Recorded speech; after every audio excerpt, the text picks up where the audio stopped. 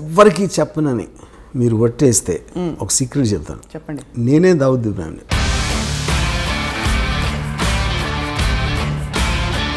D company more డేంజరసా, RGV company more డేంజరసా అని ప్రశ్న అడుగుతుంది.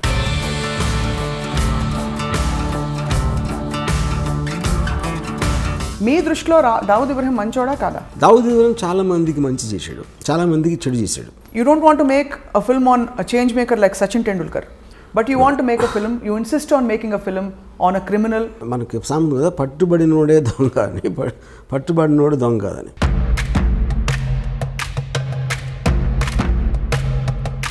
జస్ట్ క్రైమ్ చేశాడు కాబట్టి అతను చెడ్డోడు మంచోడు అంత సింప్లిస్ట్గా చేయడం కరెక్ట్ కాదు. నయీంకి ఏదో టెలివిజన్ ఛానల్ పెట్టాలనే ఒక తపన ఉండేదని, అలాంటి ఫ్యాన్సీతో ఆయనే స్వయంగా ఆయన మనుషులే లేకపోతే ఆయన ఆరాధకులు మీ చేత ఏమైనా సినిమా తీయించారని అడుగుతున్నారు. ముంబై పోలీస్ కమిషనర్ శివానందన్ ఉండేవారు. ఆయన అడిగాను, డి కంపెనీలో ఎంతమంది ఉంటారు అనుకుంటున్నారు? నేను ఒక మేబీ 2-3,000.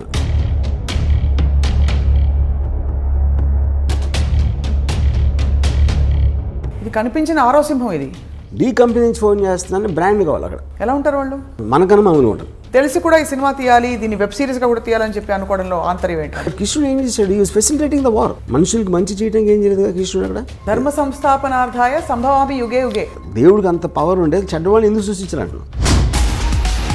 సో మీరైతే మహాభారతాన్ని కూడా జస్టిఫై చేయట్లేదు ఇక్కడ. ఇట్ ఈస్ లైక్ నండగోళ. ఇంత సున్నితమైన ఈ విషయం మీద మీరు సినిమా తీస్తే మిమ్మల్ని దేశద్రోహి అని ఎవరన్నా అంటే ముద్ర వేస్తే మీరు ఒప్పుకుంటారా? 92 డిసెంబర్లో చాలా మంది ముస్లిమ్స్ని శివసేన వాళ్ళు చంపేశారు అయోధ్య తర్వాత. వాటికి పగ తీర్చుకోవటానికి వీళ్ళందరూ వెళ్ళి కాళ్ళ మీద పడిపోయి మన బాంబేలో మమ్మల్ని బతకనివ్వరు. I'm not telling first of all justifying that Dawood Ibrahim is good for the country or bad for the country. జరిగిన జర్నీ చూపెడతాను. తర్వాత ఆయనకు వారసులు ఉన్నారా? ఒకటి his daughter died because of malaria. అంత పెద్ద క్రిమినల్ కూతుర్ని ఒక దోమ వచ్చి చంపేసినారు. మీ క్రిమినల్ ఇన్ఫ్లుయెన్స్ మీ మీద అయిందే. మీ ఇంట్లో ఫోటో ఉంది, ఆయన పూజను చేసుకుంటారేమో అని నా హృదయంలో ఉన్నాడు. ఒక చిన్న ఎగ్జాంపుల్ చెప్తాను. చెప్పండి. చోటా రాజాను ఒక మనిషి సౌత్య అని ఆల్మోస్ట్ తమ్ముడిలాగా చూసుకున్నాడు. ఒక పర్టిక్యులర్ స్టేజ్లో దావుద్ ఇబ్రాహింకి చోటా రాజానికి గొడవ వచ్చినప్పుడు కలిసి చోటా రాజాని చంపడానికి ప్లాన్ చేసి ఆ ప్లాన్ ఏమో వర్కౌట్ అవ్వదు. చోటా రాజాని పారిపోయాడు. ఇదంతా దుబాయ్లో జరిగింది. అంటే వీడు ఏం చేశాడంటే బాంబే నుంచి నలుగురిని తెప్పించి నేను మొత్తం అన్ని అరేంజ్ చేస్తాను, మీరు వెళ్ళి హాలిడే లాగా వెళ్ళండి దుబాయ్, అక్కడ నా వాళ్ళు వచ్చి సౌత్యాన్ని ఎలా చంపాలో వాళ్ళు ఎక్స్ప్లెయిన్ చేస్తారు, మీరు కన్విన్స్ అయితే చేయండి. వీళ్ళు సరే వెళ్ళారు దుబాయ్లో. మాల్లో బయట ఒక జిమ్ ఉంది. సౌత్య రోజు అక్కడికి వస్తాడు. పోర్ట్ దగ్గర కస్టమ్స్ వాళ్ళు అందరినీ ఆల్రెడీ సెట్ చేశాడు రాజన్ భాయ్. వాళ్ళు మిమ్మల్ని బోట్లో ఎక్కిస్తారు. ఆ బోట్ ఆ యాట్ ఇండియాకి వచ్చేస్తుంది. నెక్స్ట్ డే సాయంత్రం వచ్చాడు సౌత్య. కిందకి దిగి టపా షూట్ చేశారు. షూట్ చేసి పరిగెత్తారు. లెఫ్ట్ టర్న్ తిరిగారు. రైట్ టర్న్ తిరిగితే వ్యాన్ లేదు అక్కడ.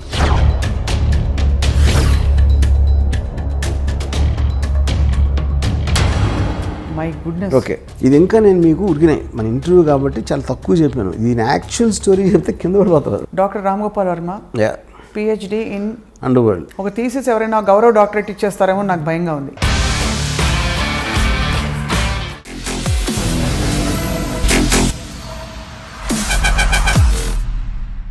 Welcome to this special interview on I dream. దర్శకులు ఫిల్మ్ మేకర్ రామ్ గోపాల్ వర్మ గారితో మనం చాలా విషయాలపై సుదీర్ఘంగా ఇంతవరకు చర్చించాం. కానీ ఇవాళ మాట్లాడబోతున్న టాపిక్ అత్యంత సున్నితమైనది, క్లిష్టమైనది. దావూద్ ఇబ్రాహిం.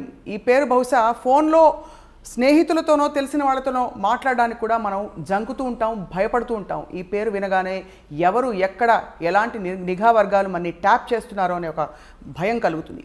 అలాంటిది the world's most dangerous criminal Dawood ఇబ్రాహింపై ఏకంగా సినిమా తీసి పడేశారు దర్శకులు రామ్ గోపాల్ వర్మ.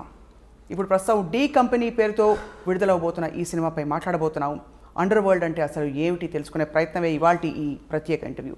వర్మ గారు నమస్కారం. ఎవ్వరికి చెప్పనని మీరు ఒట్టేస్తే ఒక సీక్రెట్ చెప్తాను. చెప్పండి. నేనే దావూద్ ఇబ్రాహింని. ప్లాస్టిక్ సర్జరీ చేసుకుని అలా తిరుగుతున్నా రోడ్ల మీద.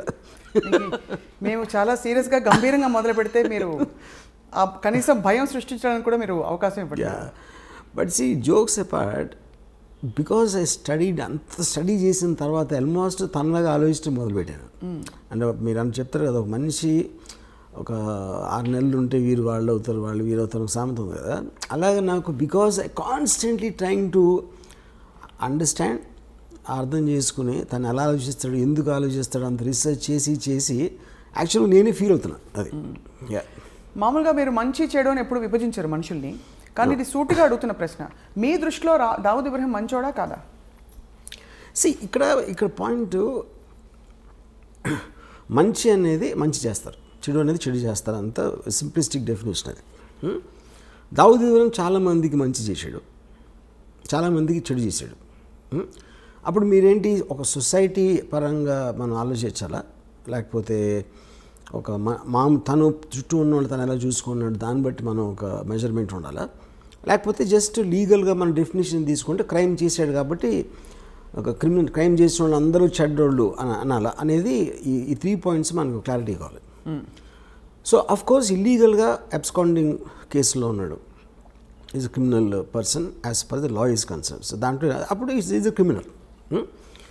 తర్వాత మంచి చెడు అనేది నేను చెప్పేది, ఇప్పుడు తను నమ్మింది తను చేశాడు, దాని మూలం చాలామందికి మంచి జరిగింది.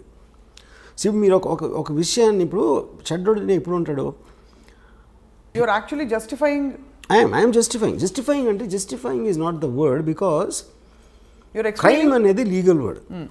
అది ఎందుకు జరిగింది అనే దానికి ఒక మారల్ కాజ్ ఉంటుంది ఒక్కొక్కసారి. ఇప్పుడు 1980లో దొంగరిలో స్టార్ట్ అయింది డి గ్యాంగ్ అనేది యాక్చువల్గా. ఆ టైంలో very lot of poverty and large families got some 14 people inside his home, brothers చెల్లెళ్ళు వీళ్ళందరూ కలిసి. ఆ కైండ్ ఆఫ్ ఏ అట్మాస్ఫియర్లో ఆ ఇంజస్టిస్ ఫీల్ అయినప్పుడు somebody will want to do something rebellious. అది నక్సలైట్స్ కూడా అలాగే వస్తారు. Any kind of a rebel comes from that kind of a zone. అప్పుడు అది క్రిమినల్గా చేసిన తప్పుకి విచ్ ఇస్ లీగల్, కానీ తనకున్న పరిస్థితుల్లో ఒక ఎక్స్ట్రాడినరీ సర్కమ్స్టెన్సెస్లో చేసినప్పుడు ఆ పరిస్థితిని అర్థం చేసుకోకుండా మనం డైరెక్ట్గా అతను చెడ్డోడు క్రైమ్ చేశాడు కాబట్టి అనేది నాకు, that is where I don't want be judgemental. అంటే మీకు ఇంత పెద్ద గ్యాంగ్స్టర్, ప్రపంచమంతా గ్యాంగ్స్టర్ అని ఆయన కోసం నిఘా వర్గాలు వెతుకుతున్న ఈ వ్యక్తిని కూడా మీరు చెడ్డవారు అనలేరు. నేను అనలేదు. You don't want judge. ఎందుకంటే ఇంకో పాయింట్ ఏంటంటే, ఇప్పుడు దావుద్ ఇబ్రహీం మీద లాస్ట్ కేసు రిజిస్టర్ అయింది 1982లో, చాలామందికి తెలియదు. సో నియర్లీ 40 years నుంచి తను ఏమీ చేయలేదు అసలు. బేసిక్గా 93 serial బ్లాస్ట్లో accused number 1.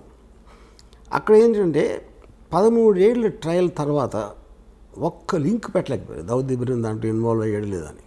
That is actually the case history. కాకపోతే తనకున్న పేరుతోటి డి కంపెనీ అనేది దావుద్ ఇబ్రహీం సృష్టించింది, కానీ డి కంపెనీ రిజిస్టర్డ్ కంపెనీ కాదు, it is just name given. తన ఆర్గనైజేషన్ స్కిల్తో మామూలు స్ట్రీట్ గ్యాంగ్స్ని కూడా ఇంత పకడ్బందీగా నడపవచ్చు అనే ఒక ఆస్పెక్ట్ తను సృష్టించాడు. కాబట్టి ఆ డి కంపెనీ అనే పేరు కంటిన్యూ అవుతుంది. డి కంపెనీలో 100 మంది ఉన్నారు గ్యాంగ్స్టర్స్. అబూ సలీం కూడా అక్కడ ఉన్నారు, చోటా షకీల్ అక్కడ ఉన్నారు. 97 to 2004లో మ్యాక్సిమం అండర్ వరల్డ్ యాక్టివిటీస్ జరిగినాయి బాంబేలో. ఆ టైంలో దేంట్లో కూడా దావుద్ ఇబ్రహీం పేరే లేదు అసలు. So Dawood Ibrahim as a person is different from D company, though he founded it. So he founded it and hence is relevant here. But మీరు తీసిన సినిమా మాత్రం డి కంపెనీ.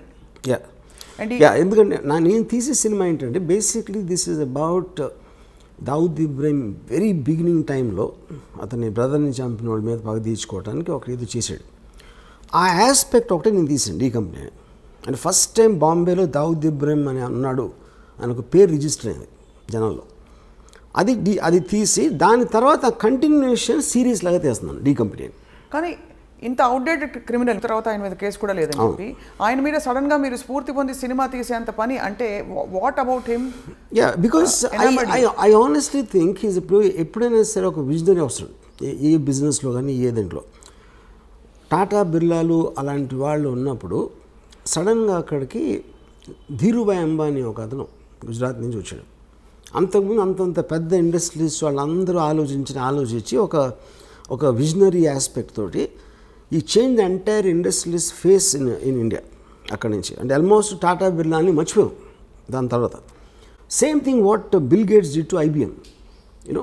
సో అది legal aspect business aspect. Same thing under వరల్డ్లో Karim Lala Vardabhai Mudaliar and Haji Mastan లాంటి దిగ్గజాలు ఉన్నప్పుడు ఒక 25-year-old bye Dawood Ibrahim అనేవాడు దోంగ్రీ నుంచి వచ్చి ఈ completely change the way the under world operates.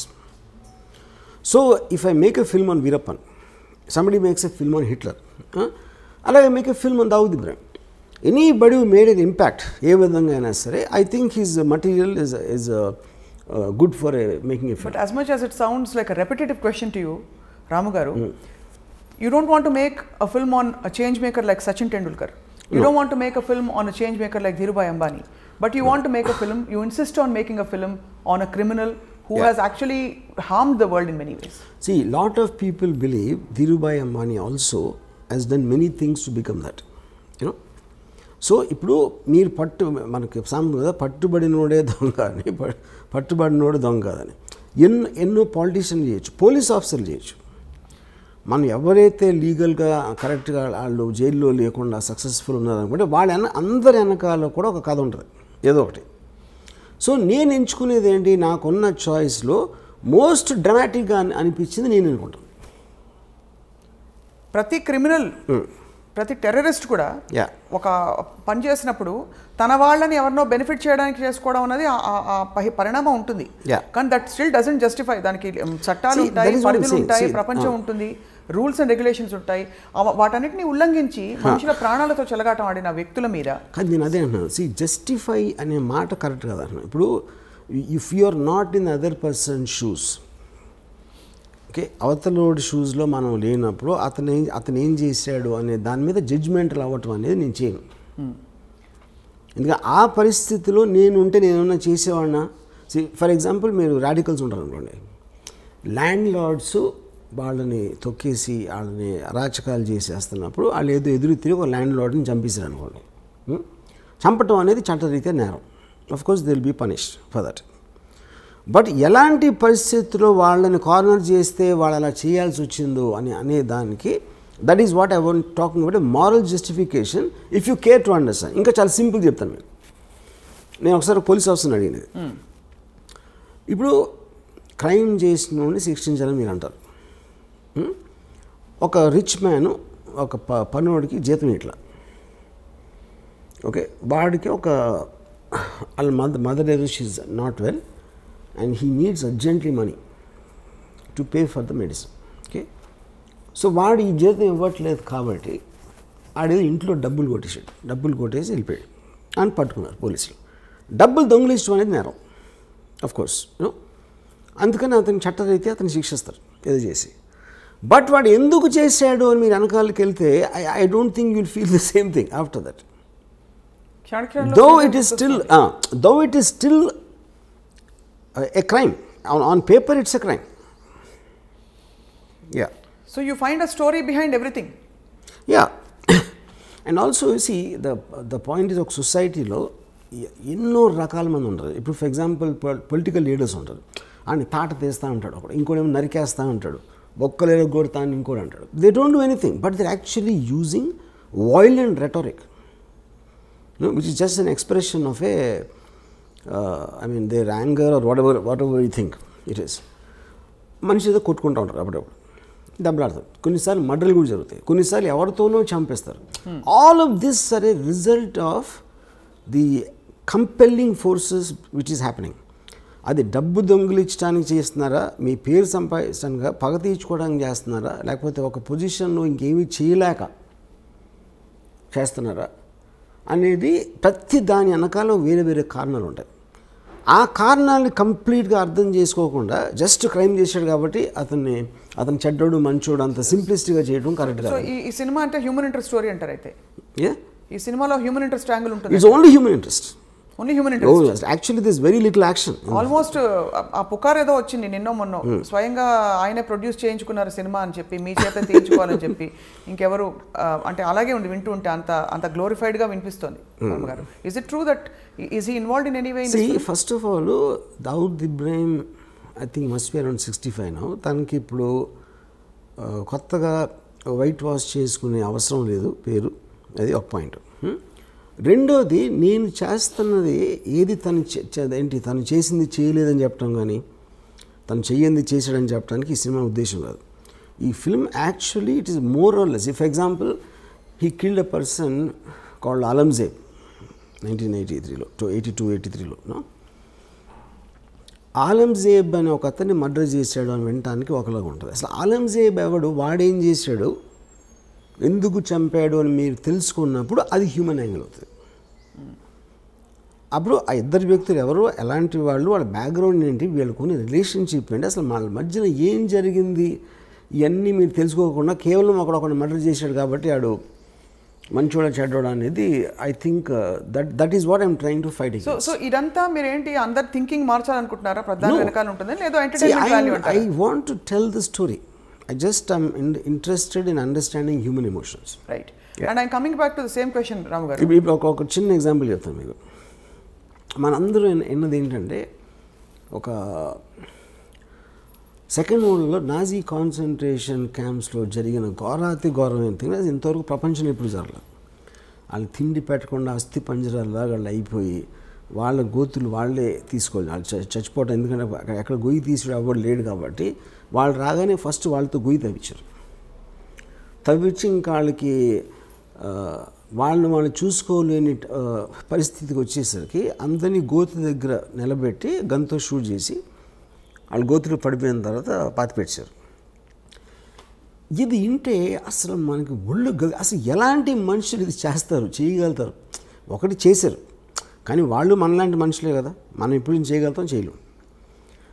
దీని మీద నేను చాలా బుక్స్ చదివి అసలు ఎలా ఎందుకు జరిగింది అంటే, ఇప్పుడు వాళ్ళు ఒక పిచ్చోళ్ళు అన్నవి ఉండాలి, లేకపోతే అలా చేసినందుకు వాళ్ళకి ఏదైనా, ఇప్పుడు ఫర్ ఎగ్జాంపుల్ పోలీసులు కొట్టారు అనుకోండి, ఆడిని టార్చర్ చేసి వాడిలోంచి ఒక నిజం తెప్పించడానికి ట్రై చేస్తారు, అదొక కారణం ఉండొచ్చు.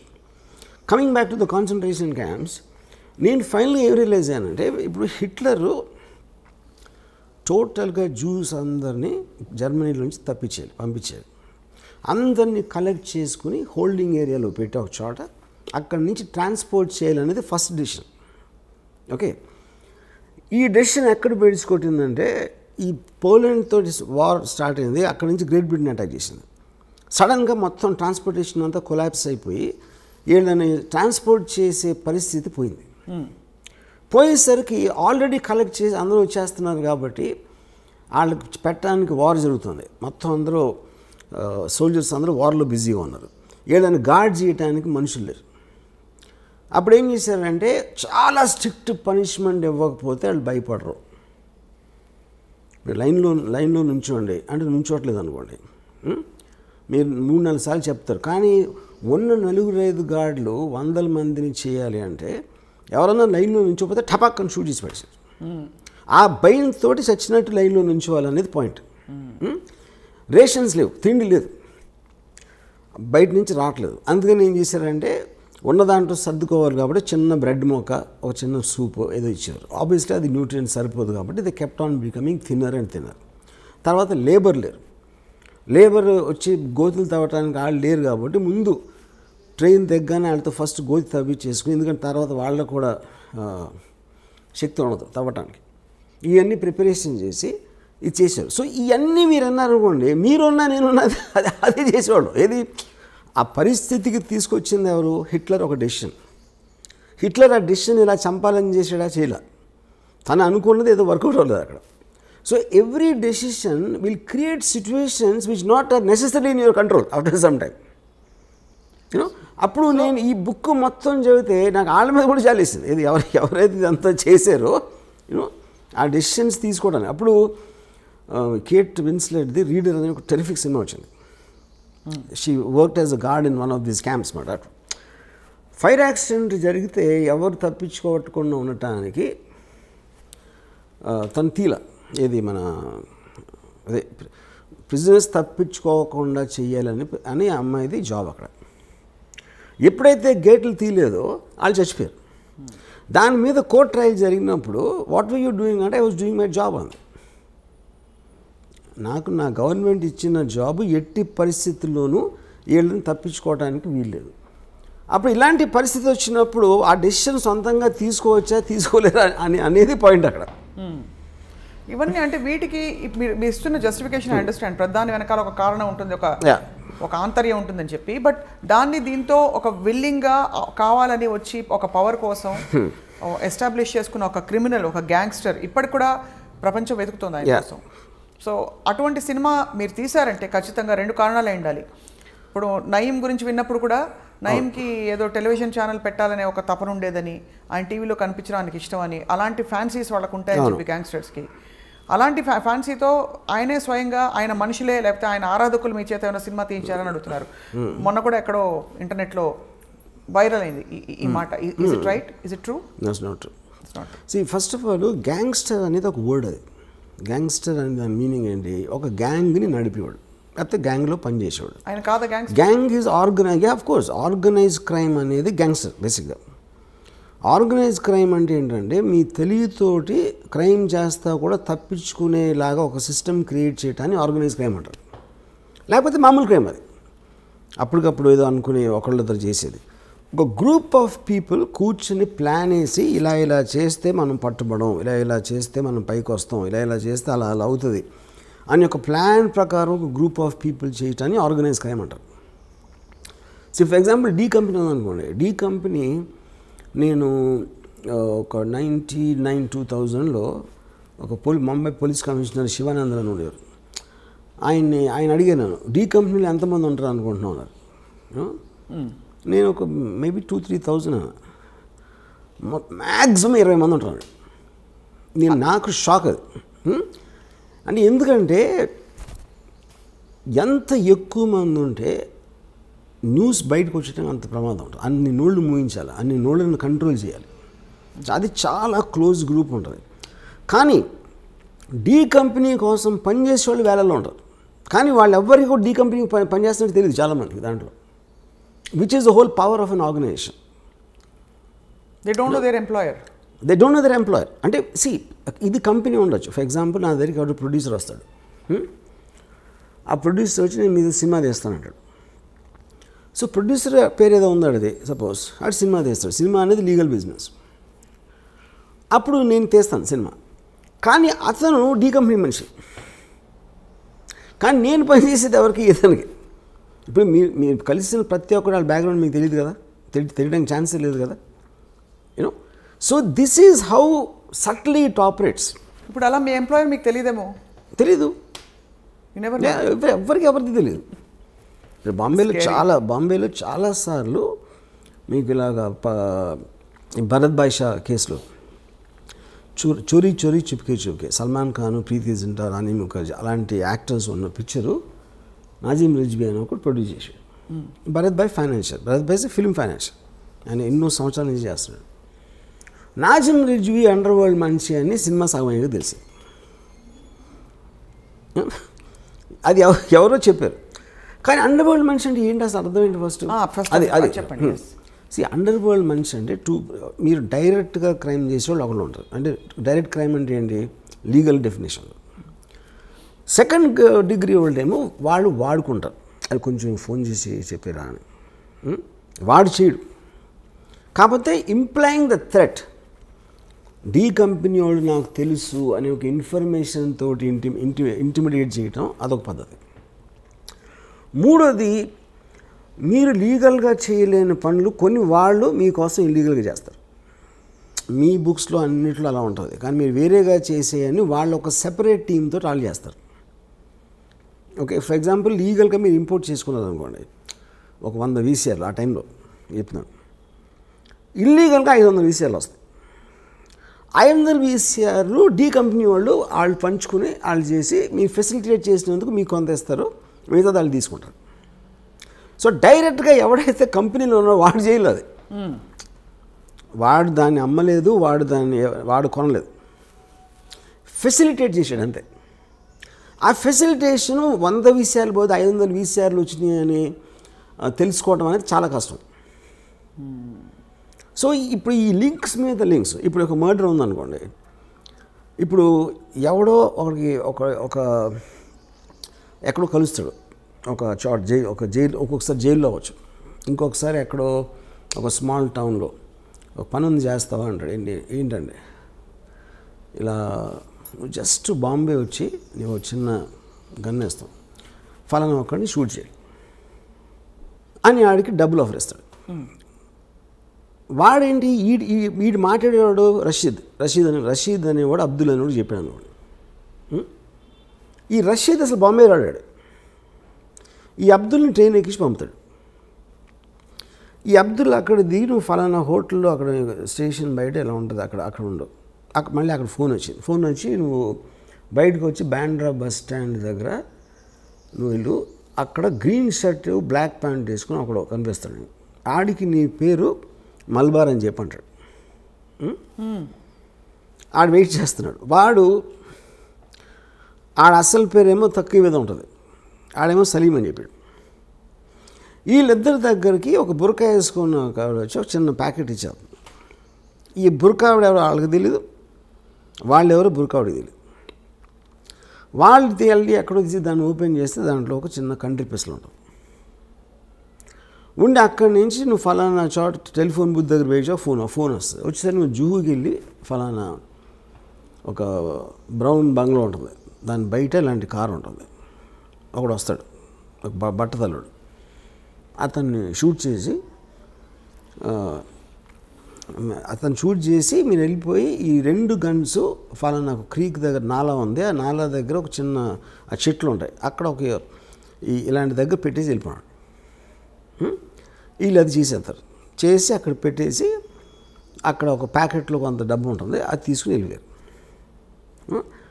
ఇప్పుడేంటి ఈ మొత్తం దాంట్లో రషీద్ ఏం క్రైమ్ చేయలే. వీడు ఫస్ట్ ఎవడైతే అబ్దుల్కి చెప్పాడో వాడు క్రైమ్ చేయలేదు, అసలు ఆడు ఇక్కడికి రాలేదాడు. ఓకే, అబ్దుల్ వచ్చాడు. అబ్దుల్ వచ్చి ఎవడైతే సలీం అన్నోని కలిసాడో సలీం ఆడి పేరు కాదు, సలీంగా వీడు అసలు పేరు తెలియదు. ఎవరైతే గన్ను తీసుకొచ్చి ఇచ్చిందో ఆవిడికి వాళ్ళు తెలియదు, వీళ్ళు తెలియదు. సో ఇప్పుడు పోలీసులు ఇన్వెస్టిగేషన్ చేయడం మొదలుపెట్టి అసలు ఎవరిని పట్టుకుని ఎక్కడికి లింక్ వెళ్ళాలని, కానీ పేపర్లో ఏమొస్తుంది, డి కంపెనీ హ్యాస్ కిల్డ్. కానీ ఎవరికి తెలీదు వాళ్ళు డి కంపెనీ వాళ్ళని. అదే నేను చెప్పేది. ఇప్పుడు ఆ బురకా వేసుకున్న ఆవిడకి ఏం చెప్పారు, ఈ ప్యాకెట్ని వాళ్ళకి ఇచ్చి అని చెప్పారు ఎవరో. ఇది కనిపించిన ఆరో సింహం ఇది మీరు చెప్తున్న ఈ డి కంపెనీ ఎవరికి తెలియట్లేదు. అదే చెప్పేది. అందుకనే ఇప్పుడు శివనంద్ర ఏం చెప్పారు, most of the people don't know they're working for D company. అది ఎప్పుడు తెలుస్తుంది అంటే వీళ్ళందరికీ ఇద్దరు ఎవరైతే షూట్ చేశారో వాళ్ళిద్దరికీ పేపర్లో చదివాక తెలుస్తుంది వాళ్ళు డి కంపెనీ కోసం చేశారని. సో అప్పుడు ఏమంటాడు, పట్టుబడ్డాడు అనుకోండి, నేను డి కంపెనీ అంటాడు ఆ పేపర్లో చదివాక. కానీ డి కంపెనీ అని చెప్పినా సరే వాడి నుంచి అసలు ఆడికి ఎవడైతే చంపాడో వాడికి లింక్ లేదు. ఫస్ట్ ఆడిద్దరికి బ్యాక్గ్రౌండే లేదు. ఈ గన్ ఎక్కడ దొరికింది, ఎవరో బురకాలు ఇచ్చారు, ఆ బురకాని ఇంపాసిబుల్ ట్రేస్ చేయడం. అసలు ఇక్కడ ఎందుకు వచ్చాడు, రషీద్ ఆడు ఏమీ చేయలేదు కానీ. సో మీ ఇన్ని లింకులు చైన్లో పెట్టి మధ్యలో ఒక లింక్ తీసేస్తాను. ఎప్పుడైనా ఇన్వెస్టిగేషన్ కొంచెం కాంప్లికేట్ అయిందంటే ఒక్క లింక్ తీసేస్తారు. ఫర్ ఎగ్జాంపుల్ రషీద్ ఉన్నాడు అనుకోండి, రషీద్ని ట్రాక్ చేయొచ్చు అని అనుకుంటే రషీద్ని అక్కడికి తప్పించేస్తారు. So this is what is called organised crime. కానీ ఈ మొత్తం దీంట్లో మీకు మెయిన్ బాసెస్ ఎవరైతే ఉన్నారో దుబాయ్లో కానీ ఎక్కడైనా వాళ్ళ పేర్స్ ఉండదు. అక్కడ వాళ్ళు దుబాయ్లోనే ఉన్నారు. వాళ్ళు దుబాయ్లో ఉండొచ్చు, కరాచీలో ఉండొచ్చు, కెనియాలో ఉండొచ్చు, వేరే కంట్రీస్లో ఉంటారు, నాట్ ఎట్ వన్ ప్లేస్. కానీ పాయింట్ ఏంటి, వాళ్ళని దీంట్లో బుక్ చేయడం అనేది ఇంపాసిబుల్ అసలు మీకు తెలిసినా కూడా. కానీ వాళ్ళ పేరు తెలియని ఎందుకు అనుకుంటారు, వాళ్ళకి బ్రాండ్ కావాలి. ఇప్పుడు ఎవరో తెలియని వాడు మీకు ఫోన్ చేసి బెదిరించాడు అనుకోండి, మీరు బెదరు కదా. డి కంపెనీ నుంచి ఫోన్ చేస్తున్నాను బ్రాండ్ కావాలి అక్కడ. అది ఎవరైనా చెప్పుకోవచ్చు కదా. చెప్తారు కూడా. ఇప్పుడు మన కెమెరా చెప్తారు, ఎవరైనా చెప్తారు కూడా. కానీ వాళ్ళని ఎట్లా నమ్మి భయపడతారు? ఇప్పుడు ఇంకా ఛాన్స్ తీసుకోవాలంతే. ఇప్పుడు నేను అదే 100% చాలాసార్లు ఈ పెద్ద పేర్లు ఉన్న ఈ పరిటాల రవి కానీ ఫర్ ఎగ్జాంపుల్ ఫ్యాక్షన్ లీడర్స్ వాళ్ళ పేర్ల మీద వేరే వాళ్ళు చాలామంది చేస్తారు అది. సో ఇదంతా ఎక్కడ సేకరించారు వర్మ గారు మీరు ఈ ఇన్ఫర్మేషన్? మీరు డి కంపెనీ మనుషులతో మాట్లాడారా? I spoke to something. నాకు ఒక అప్పా చాచా అని ఒక 79 మనిషిని కలిసాను ఒక 2 years back. He is actually member of the D gang. దొంగరీలో ఫస్ట్ స్టార్ట్ అయినప్పుడు he saw Dawood Ibrahim from when he was 18 years old. He met him? Yeah, he was with him. అంటే అదే ఏరియాలో ఉంటారు అందరూ, కలిసి అదే ఆడుకునే వయసు నుంచి ఈ knows Dawood Ibrahim. She was a part of the D gang on the beginning ఇయర్స్లో. అంటే ఆల్మోస్ట్ దావుద్ ఇబ్రాహిం ఇక్కడి నుంచి 85లో వెళ్ళిపోయాడు బాంబే నుంచి. అప్పటి వరకు he was very close to the inner circle you know. So అలాగా కొంతమంది రిటైర్డ్ పోలీస్ ఆఫీసర్స్, కొంతమంది జైలు నుంచి బయటకు వచ్చిన వాళ్ళు, కొంతమంది ఆ టైంలో చాలా హెవీగా ఇన్వాల్వ్ అయ్యి మళ్ళీ మధ్యలో వచ్చేసి లీగల్ బిజినెస్లోకి వచ్చేసారు కొంతమంది. సో ఇలా ఒక 10-12 పీపుల్ నుంచి నేను సేకరించాను. అండ్ మీరు ఇందాక చెప్పిన స్పెసిఫిక్ ఇది చాలా సున్నితమైన question. I don't even know if I should be asking this question. ఈ డీ కంపెనీలో వర్క్ చేస్తున్న వాళ్ళు అన్ని ధర్మాలకి సంబంధించిన వాళ్ళు ఉంటారు, అన్ని మతాలకు సంబంధించిన ఉంటారు. ఉంటారు. It's not Muslims, all people. Christians ఉంటారు, హిందూస్ ఉంటారు. Like for example Dawood Ibrahim closest person is Hindu, చోటా రాజన్. అండ్ మీరెప్పుడు దావుద్ ఇబ్రాహిం తాలూకు మనుషుల్ని దగ్గరగా కలవలేదు ఎక్సెప్ట్ అప్పా చాచా? వీళ్ళందరినీ కలిసాను, చాలా మంది కలిసాను. వీళ్ళందరూ కలిసారు. ఎలా ఉంటారు వాళ్ళు? మనకన్నా మామూలుగా ఉంటారు. మనకన్నా మన మీద ఎక్కువ అన్నాను వస్తుంది అంటే very very normal looking people అసలు. సో ఈ సినిమా షూటింగ్కి సంబంధించి వర్మ గారు, షూటింగ్ మొత్తం ఇది డీ కంపెనీ ముంబై చుట్టూ తిరగవలసిన కథ. మీరు ఎక్కడో ముంబై కాకుండా ఇతర ప్లేసెస్లో షూట్ చేశారు. ఎందుకంటే 80s ముంబై అనేది ముంబైలో ఉండడానికి ఛాన్సే లేదు. ఎందుకంటే Mumbai it's very very expensive place. ఉన్న రియల్ ఎస్టేట్ అంతా మార్చేస్తారు బిల్డింగ్లు కట్టేసి. సో 1980లో ఉన్న అట్మాస్ఫియర్ బాంబేలో దొరకడం ఇంపాసిబుల్. సో కొన్ని నేను గోవాలో చేశాను అలాంటిది రీప్లేస్ చేయడానికి, కొన్ని షాట్ ఇన్ హైదరాబాద్. ఈ సినిమా తీయడం వల్ల మీకు అనేక చోట్ల నుంచి ఒక విధమైన రిస్క్ కాదు, ఒక విధమైన అన్కంఫర్టబుల్ సిచ్యువేషన్. ఒకటి, చాలామంది సివిలియన్ రైట్స్ కోసం పోరాడుతున్న వాళ్ళు, దేశభక్తున్న వాళ్ళు ఎవరైనా సరే ఇప్పుడు ఒక గ్యాంగ్స్టర్ మీద మీరు సినిమా తీసి ఏం ప్రూవ్ చేద్దాం అనుకుంటున్నారు, ఇతను తప్ప ఎవరు దొరకలేదా అని ప్రశ్నించే వాళ్ళు ఉంటారు. సరే, అది క్రిటిసిజం. రెండోది, మీరు ఒక ఇలాంటి ఒక క్రిమినల్, మన దేశానికే ముప్పు తెచ్చిపెట్టిన ఒక క్రిమినల్ని ఈ విధంగా మీరు సినిమా తీసే అంతగా గ్లోరిఫై చేస్తారా అని చెప్పి మీకు అఫీషియల్గా కేంద్రం నుంచి అనేక చోట్ల నుంచి ఉన్న సర్కార్ వల్ల మీకు అనేక విధాల డిసప్రూవల్ వస్తుంది.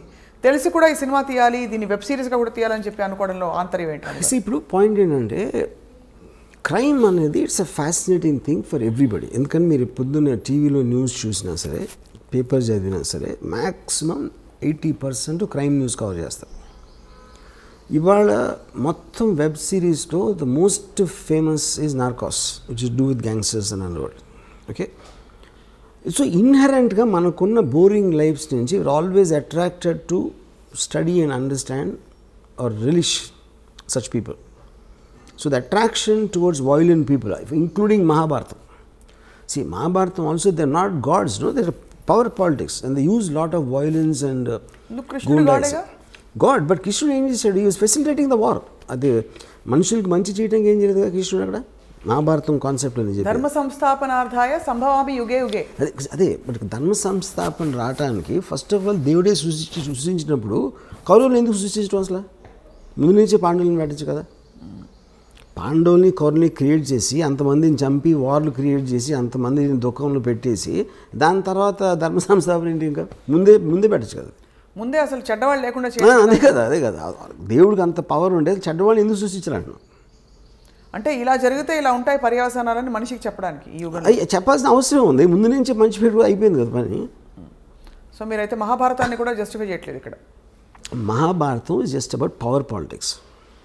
Ramayanam can have a moral thing. తమ్ముడు అన్నని గౌరవించాలి, భార్యనిలా చూసుకోవాలి, పరిస్థితిని చూడకూడదు, ఇలాంటి కొన్ని మారల్ ఆస్పెక్ట్స్ అనేది రామాయణంలో ఉన్నాయి. I don't think Mahabharatam is anything to that. Mahabharatam అయితే so what are you trying to say? Mahabharatam కూడా ఒక విధమైన Mahabharatam is about power politics. So you see more like it is like an underworld. అంటే అండర్వరల్డ్ అంటే ఏంటి మీకు చెప్పేది? ఇప్పుడు ఆ టైంలో ఫ్యూడల్ వ్యవస్థలో రాజులు ఉన్నప్పుడు డిక్టేటర్షిప్స్, అది ఎవరికి బలం ఉంటే వాడే గెలుస్తాడు. సేమ్ థింగ్ క్రైమ్ ఆర్గనైజేషన్లో కూడా బలం plays a big role in that. It's about violent physical power. మీరు సివిలైజ్ సొసైటీ వచ్చినప్పుడు లాస్ ఉంటాయి, రూల్స్ ఉంటాయి, వాటి బట్టి నడుస్తాం. కాబట్టి ఏ ఒక్క వ్యక్తికి అంత పవర్ ఉండకూడదు అనే దాంట్లో ఒక ప్యారలల్ సిస్టమ్స్ వస్తాయి. అప్పుడు under world main thing. Mahabharatam టైంలో ఫ్యూడల్ టైం, మహాభారతం అని ఒకటే అంటలేదు.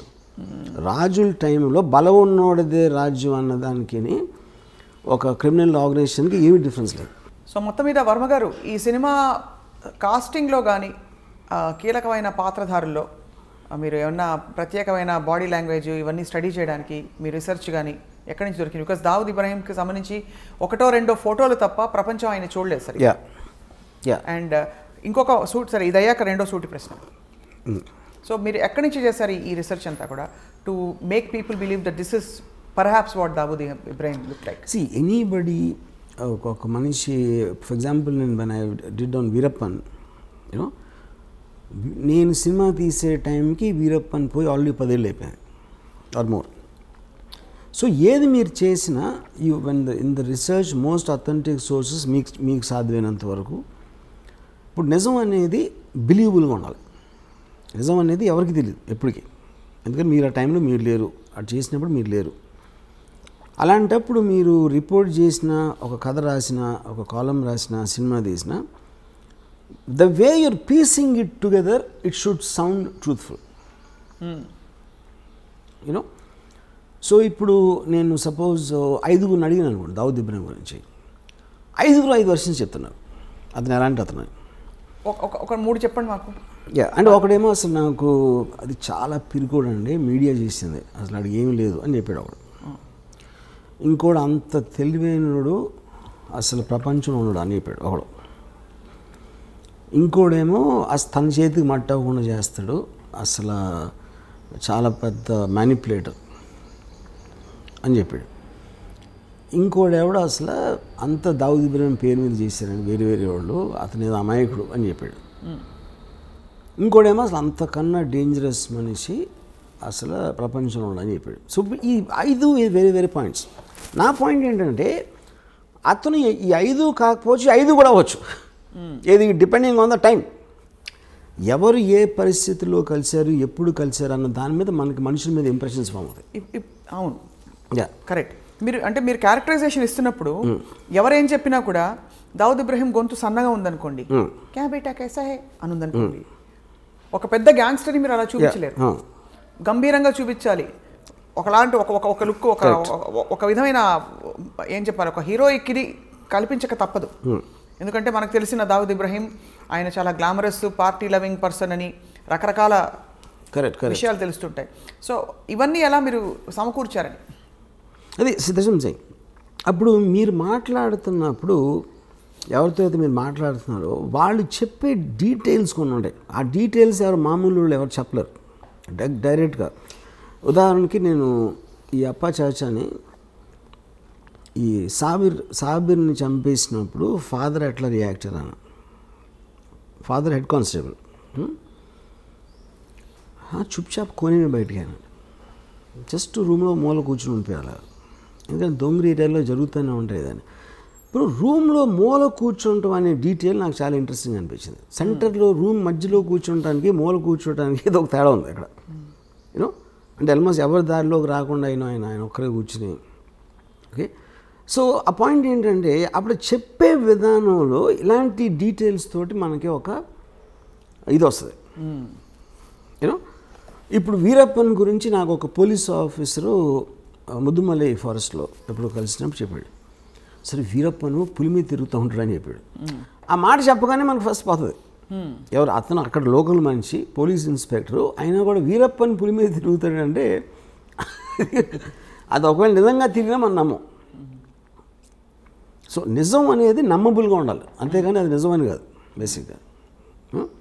దాని తర్వాత మీరు డాట్స్ కనెక్ట్ చేస్తారు. డాట్స్ కనెక్ట్ చేయటువంటి మీనింగ్ ఏంటంటే అంతకుముందు ఎప్పుడూ చెయ్యని వాడు సడన్గా ఇది ఎలా చేశాడు, దీనికి దానికి మధ్య ఏం జరిగింది అని ఒక వర్షన్ ఉండొచ్చు, ఏం జరిగి ఉంటుందని మీ ఇమాజినేషన్ ఉంటుంది. ఆ ఇమాజినేషన్ మీరు అవతలకి చెప్పినప్పుడు అవునేమో అని ఆడు అంటాడు ఒకసారి. ఎందుకంటే ఇప్పుడు నేను ఉన్నాను అనుకోండి, కొంతమంది నన్ను జీనియస్ అంటారు, కొంతమంది ఏమో పెచ్చోడు అంటారు, కొంతమంది అసలు ఏంటి ఏం మాడతాడు ఆడే వాగుతాడు ఏదో అంటారు. But the point is like ఇందాక నేను చెప్పినట్టు మనలో ప్రతి ఒక్కరికి అలాంటి వేరే వేరే వర్షన్స్ ఉంటాయి. Right. So finally we will decide to believe one version and that will be your film is that will be the truth. Yeah. But ఇతర విషయాలు దావుద్ ఇబ్రహీం వ్యక్తిగత జీవితం గురించి మీరు వీరప్పన్కి ప్రేమ కథ పెట్టారు. ఇప్పుడు ఈ సినిమాలో కూడా అలాంటి ప్రేమాయణాలు with his family. Dawood is a very woman man and he had affairs with lot of women and he had affairs. ఎక్కడో మధ్యలో రకరకాల పుకార్లు వచ్చేవి. బాలీవుడ్లో కూడా ఆయనకి చాలా రిలేషన్షిప్స్ అఫేర్స్ ఉన్నాయి పుకార్లేం కదా ఉన్నాయి. He actually was living with Mandakini, married Mandakini for nearly 10 years. Yeah. What was the last time we heard of Dawood Ibrahim in అంటే ఆయన జాడలు కానీ? We are hearing it now, right now, yes, because of the Sachin Wajay connection. Yes. So మరి ఈ టైంలో ఇంత సున్నితమైన ఈ విషయం మీద మీరు సినిమా తీస్తే మిమ్మల్ని దేశద్రోహి అని ఎవరన్నా అంటే ముద్ర వేస్తే మీరు ఒప్పుకుంటారా? అదే ఇప్పుడు ఫస్ట్ ఆఫ్ ఆల్ దేశంలో దావుద్ ఇబ్రాహిం ఏం చేశాడు అని ఎవరికి తెలియదు. ఫస్ట్ మనకు ఒక ఫ్యాషన్ అయిపోయింది మాట్లాడితే దావుద్ ఇబ్రాహిం అని చెప్పడం. మీరు చెప్తే నమ్మరు. Dawood Ibrahim most wanted criminal in India for last 30-40 years. Okay, actual ఉన్న కేసులు రెండే. What are the 2 cases? ఒకటేమో సమద్ ఖాన్ అని ఒక మర్డర్ జరిగింది. సమద్ ఖాన్ని 4-5 కలిసి చంపారు. దాంట్లో దావుద్ ఉన్నాడు అనేది ఒక ఎలిగేషన్ ఉంది ఒకటి. రెండోది 93 బ్లాస్ట్. 93 బ్లాస్ట్లో accused number 1 Bombay police charge sheet ప్రకారం 13 years ట్రయల్ జరిగిన తర్వాత ఒక్క విట్నెస్ కానీ ఒక సర్కమ్స్టాన్షియల్ ఎవిడెన్స్ కానీ మటీరియల్ ఎవిడెన్స్ కానీ దొరకలేదు దావుద్ని లింక్ చేయడానికి. కానీ దావుద్ ఇంకా క్రిమినల్. ఎందుకు? అతను సమన్స్ ఆన్సర్ చేయలేదు కాబట్టి. సో ఇప్పుడు అతను వస్తే నేనే చేశాను అన్న ఒక ఎవిడెన్స్ ఉంది కానీ ఇంకో కౌంటర్ ఎవిడెన్స్ అనేది ఇంపాసిబుల్ సృష్టించడం. సో ఒకవేళ తను వచ్చి లొంగిపోతే ఇమీడియట్ వదిలేసి వస్తుంది. ఓకే, వాళ్ళు ఏదో డీలే చేస్తారు ఇలాంటివన్నీ చేసి, బట్ తను రావాల్సిన అవసరం లేదు. సో బేసిక్గా మనం ఎంతసేపు దావుద్ పెద్ద క్రిమినల్ ఏం చేసిండే ఎవరికి తెలియదు. కానీ ఏ క్రైమ్స్లో ఆయన actually involved other than all this? నాకు పర్సనల్గా నా రీడింగ్ ఏంటంటే is a highly intelligent guy and he used crime in the beginning days to become legitimately successful. So తను దుబాయ్ షిఫ్ట్ అయిపోయిన తర్వాత ఈ కసినోస్ లేకపోతే హోటల్స్ ఇలాంటి అన్ని లీగల్ బిజినెస్ స్టార్ట్ చేసి ఈ was living very posh cars and big bungalows and sheikh తోటి లంచ్ చేసాడు, దుబాయ్ షేక్ తోటి. యూనో ఆ స్టేజ్కి వెళ్ళిన తర్వాత అసలు క్రైమ్ చేసిన అవసరం లేదు. ఎవరైనా క్రైమ్ ఎందుకు చేస్తారు? There has to be some reason for to do that. Already తన సక్సెస్ 1986లో వచ్చిన తర్వాత why would he be indulging? అలా చూస్తే అంటే పవర్కి అంత ఉంటుందా? అంత ఉండదు. కానీ అదే కానీ దాని తర్వాత if is legally making hundreds and thousands of crores, why would you do these cheap things like 50 lakhs? అంటే కిక్ కాదా? Is it not I mean that kind of getting that kind of power? Power ని అవసరానికి వాడుకోవడం కూడా తప్పే. But what is ఇప్పుడు two different things. 93 before people used to take pride boy को जानता हूँ, బాయ్ని డిన్నర్ भी बुलाया. ఈ పెద్ద వాళ్ళందరూ actually they use to flaunt their connections. Because అప్పుడు అండర్ వరల్డ్ ఏంటంటే it was more like a ఒక ఫ్లాంబాయింట్ థింగ్. గొడవైనా ఇంటర్నల్ గ్యాంగ్ వార్ఫేర్ అలా ఉండేది, కానీ జనాలు బయట మీదకి వచ్చారు కదా. ఇప్పుడు 93లో టెర్రరిస్ట్ యాంగిల్ జరిగింది. ISI Maulana 93 blast Maulana terror angle అనేది అటాచ్ అయింది. That is when the perception change. కానీ ఆ పర్సెప్షన్ ఎందుకు వచ్చింది? Because the police have charged him, which they can't prove till today. Except for that we never heard of him in any case. Okay, తర్వాత ఇప్పుడు already తను అనిల్ కపూర్, సంజయ్ దత్ లాంటి పెద్ద stars తన పక్కన ఉండి దుబాయ్ షేక్ తోటి లంచ్ చేస్తున్నాడు. Why would involve in this petty crime? దాని మూలానే మీకు ఆ పవర్ ఎక్కువ. కానీ ఎవరికో ఫోన్ చేసి 50 లక్షలు 1 కోటి రూపాయలు అని బెదిరించి చేసేది దానికన్నా అదే ఎక్కువ, ఇది ఎక్కువ. అంటే అదే స్థాయిలో 50 crores 50 lakhs 1 crore ఉంటుందని ఎందుకు అనుకోవాలి? ఇంకా పెద్ద స్థాయిలో దేశానికి అంటే చాలా తీవ్ర స్థాయిలో భద్రతకి ముప్పు కలిగించే. That is when the 93 blast happened. 93 బ్లాస్ట్లో బికాజ్ 92 డిసెంబర్లో చాలామంది ముస్లిమ్స్ని శివసేన వాళ్ళు చంపేశారు అయోధ్య తర్వాత. వాటికి పగ తీర్చుకోవటానికి వీళ్ళందరూ వెళ్ళి కాళ్ళ మీద పడిపోయి మన బాంబేలో మమ్మల్ని బతకనివ్వరు అని మొత్తం బైకలా దొంగరి మహమ్మద్ అలీ రోడ్లో ఉన్న ముస్లిమ్స్ మాకున్న దైవం ఒక్కడవే అని చెప్తే ఆ ఎమోషన్లో పగ తీర్చుకోవటానికి ఈ సీరియల్ బ్లాస్ట్ చేసాడు అనేది జనరల్ బిలీఫ్. ఇది when the police the first part of it is also general belief. ఇది ఇలా ఫలానా శివసేన వాళ్ళు చంపించారు, అది correct, that is recorded thing, that is recorded, but దానివల్లే ఇది చేయించారన్నది general belief. Yeah, general belief including the Bombay police charge sheet. అదే ప్రతీకార చర్య. Yeah, to take revenge on the killing of the Muslims in December is why he did the blast అనేది official charge sheet అది. So which means ఆయన scale of crime ఒక వ్యక్తిగత cause నుంచి ఒక సమూహానికి సంబంధించిన కాజ్గా పెరిగింది. అండ్ ఈ విషయంలో ఆల్సో కొంచెం దేశ పౌరులు, దేశ భద్రత, ఒక మతపరమైన చర్యగా కూడా మారింది. So he scale of operation has grown. So what is the guarantee? But see, నేను ఒక two things, what Dawood did is different, what the police are saying is different, what I believe is different. This kind of a person, I believe, will not do it to jeopardize his entire operations. ఎందుకంటే దాని మూలాన maximum నష్టం వరకు వచ్చింది దావుద్ ఇబ్రహీంకి వచ్చింది serial blast మూలాన. So you don't completely cut off from the country. అందులో ఆయనకు వచ్చేది ఏం లేదు కానీ ఆయన కాబట్టి ఆయన చేయడంటారు. Yeah, because it's too smart and too selfish to indulge in this public charity. Even if it's triggered religiously. Whatever, because he's not a religious guy, first of all. He never went to a mosque. Yeah. He never went to a mosque. How do you have evidence of that? But he never talked about God. All Muslims maximum God in front చేస్తారు కదా ఇప్పుడు. Dawood Ibrahim never spoke about God. So ఈ కాంటెక్స్లో వర్మ గారు, you are mentioning Anil Kapoor, Sanjay Dutt, వీళ్ళందరూ కూడా ఆయన సన్నిహితంగా ఉండేవారు.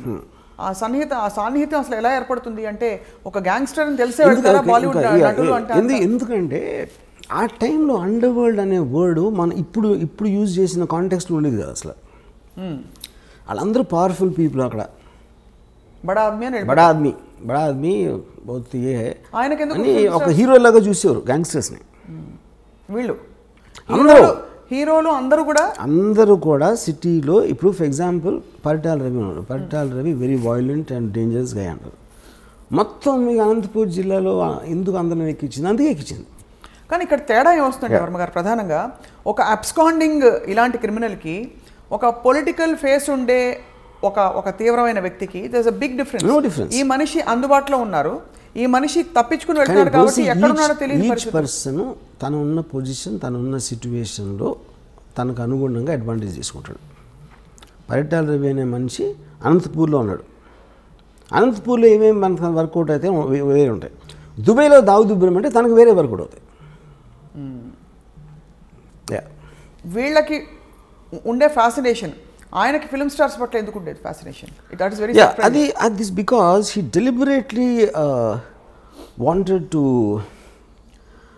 Give that colour to the gang. అంటే మనం వీధి రౌడీలాగా ఉండకూడదు, మనని రెస్పెక్ట్తో చూడాలి. జనాలు రెస్పెక్ట్తో ఎప్పుడు చూస్తారు? రెస్పెక్టబుల్ పీపుల్తో ఉన్నప్పుడు చూస్తారు.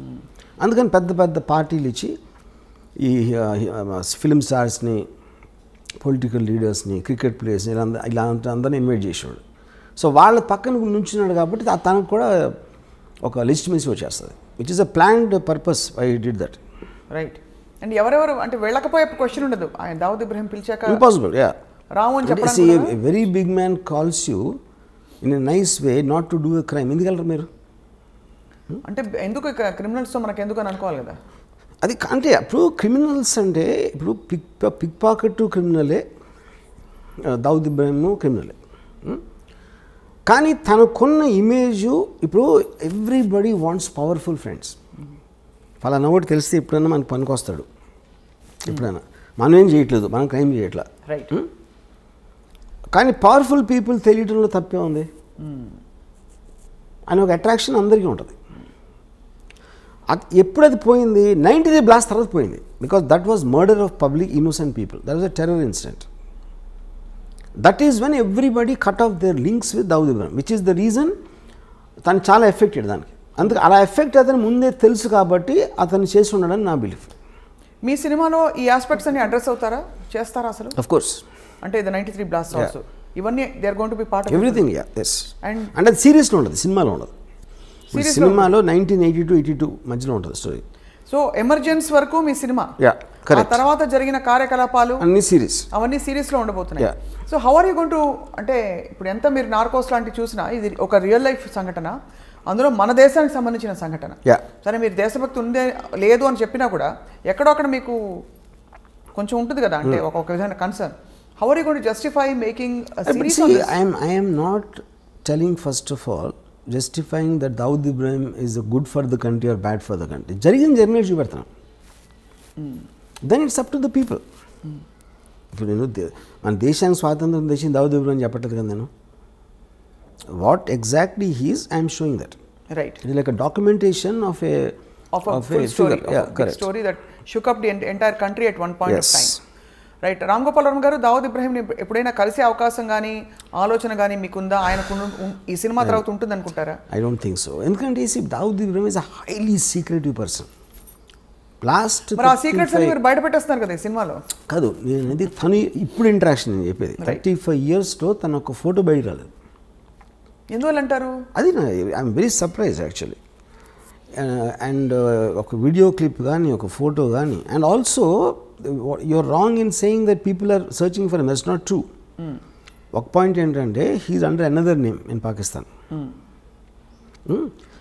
ఇప్పుడు ఇండియాకి పాకిస్తాన్కి ఎక్స్ట్రాడిషన్ ట్రీటీ లేదు. సో ఇప్పుడు ఫర్ ఎగ్జాంపుల్ తౌబిష్ అని ఒక ముస్లిం ఉన్నాడు అనుకోండి కరాచీలో. వాడు అక్కడే క్రైమ్ చేసి ఆడొచ్చి హైదరాబాద్లో ఉన్నాడు అనుకోండి, మనం పట్టించుకుంటాం. మనం పాకిస్తాన్లో ఎవడో ఏదో చేస్తే మనం ఇప్పుడు క్రైమ్ అనేది ఇప్పుడు జ్యూరిస్డిక్షన్ మన దగ్గర ఉండి మన దగ్గర ఉన్నప్పుడు క్రైమ్ చేయాలి. సో ఎవరు చూడడం లేదంటారు? ఎవరు చూడలేదు. సో ఆయన ఎక్కడైనా ఎయిర్పోర్ట్ లోకి వచ్చి కనిపించలేతే మీ గోవా బీచ్ లో షూటింగ్ సెట్ పక్కన ఇండియాలో ఈజ్ వాంటెడ్ పర్సన్. అదే అడుగుతున్నా, ఇండియాలోనే చెప్పాను హీస్ వాంటెడ్ కదా. ఇండియాలో కాదు, మీరు ప్రపంచం అంతా ఎదుగుతుంది. ప్రపంచం అంతా తిరిగి వెతుకుతున్నారని మన వాళ్ళు. They are going around the world looking for him. No, they're not. They all believe that he is in Pakistan. He is known to be in Pakistan. Yeah. But they can't go into Pakistan, ante.